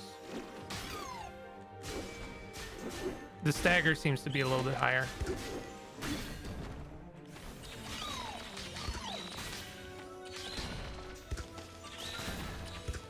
I like this this mode. This, like, you don't aim and it just kind of auto hits an enemy and does like a quick fire shot. That's really good.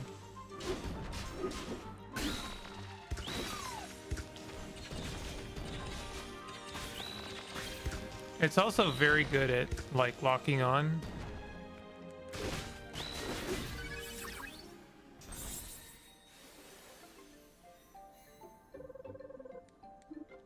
Time to bring the good tidings to Penderson. Okay, but like secrets though? Yo. More secrets?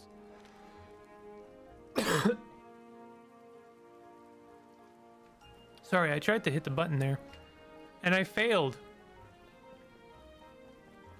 The mute button, I mean. Ugh. Ooh, egg.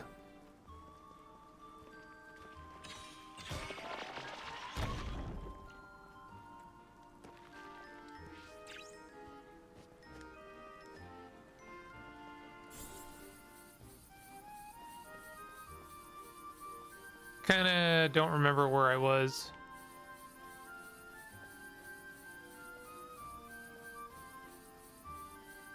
Here we go. Oh. So, is there a cooking level up system? Oh, we can add a little bit of add a bit of spice. Hot basic ration.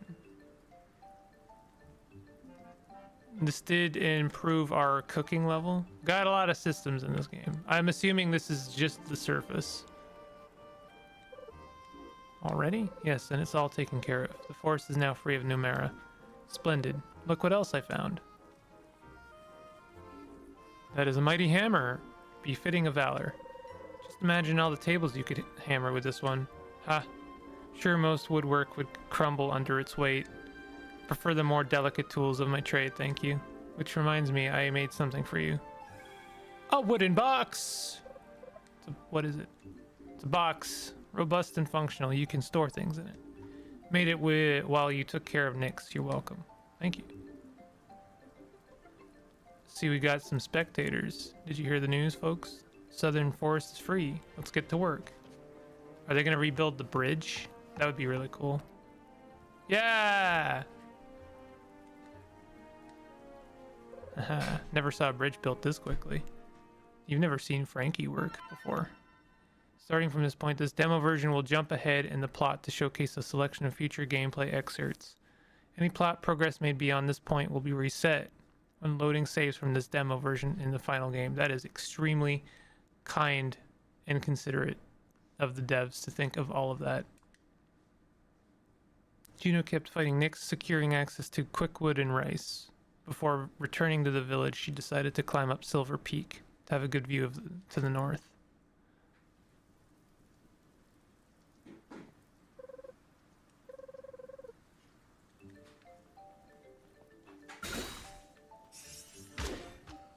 Okay, so we got punching balls. So these kind of... no?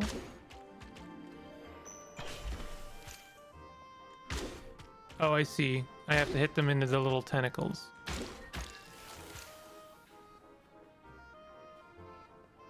So we punch in balls into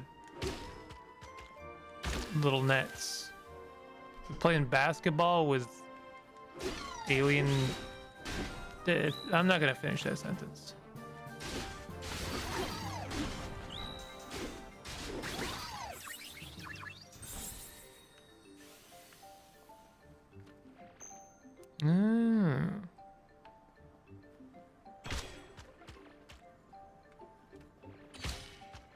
Okay, so to do some of this stuff, we have to be a bit more, have a bit of finesse.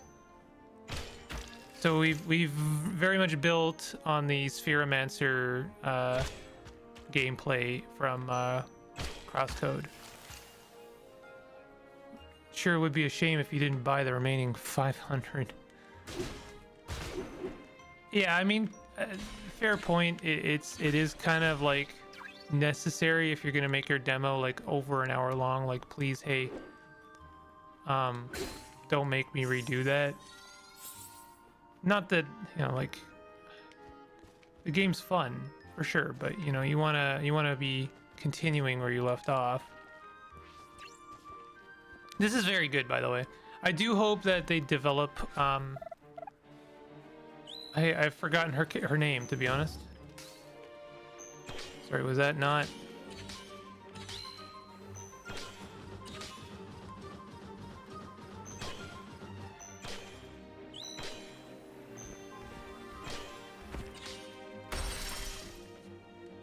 I tried parrying it. Seems like the hammer is much better.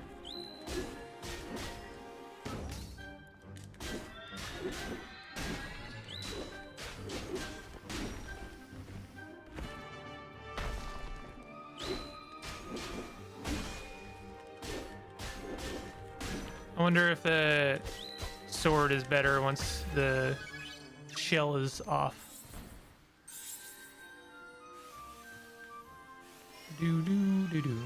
What are they gonna give me now? Ooh, is that a chakram?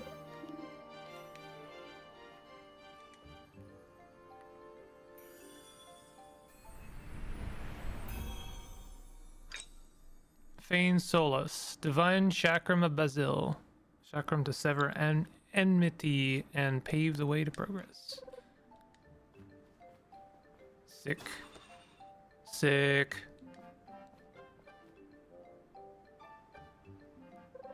Maybe I can use it to move that Nyx ball over there.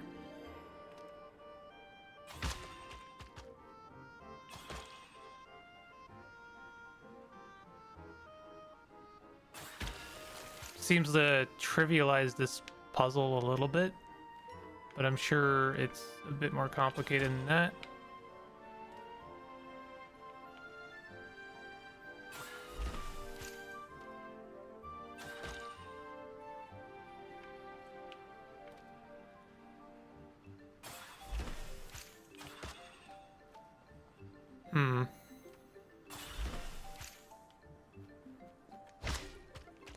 Okay, so it doesn't trivialize it because you still have to kind of move it around.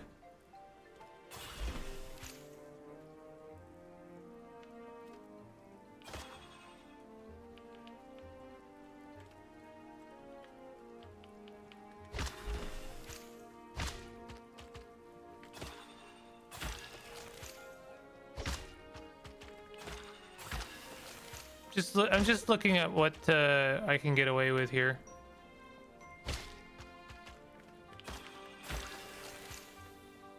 Gotta head to bed. Yep, I'm gonna head off too. In fact, this is a good place to stop because I don't think I want to see more. I want to play this game when it comes out. Thanks a lot for hanging out. Appreciate it. I'm gonna save my game here. I'll be around tomorrow and actually do some Lorelei. Take it easy. Have a good one. Ta-ta. Hit a button. Whoa.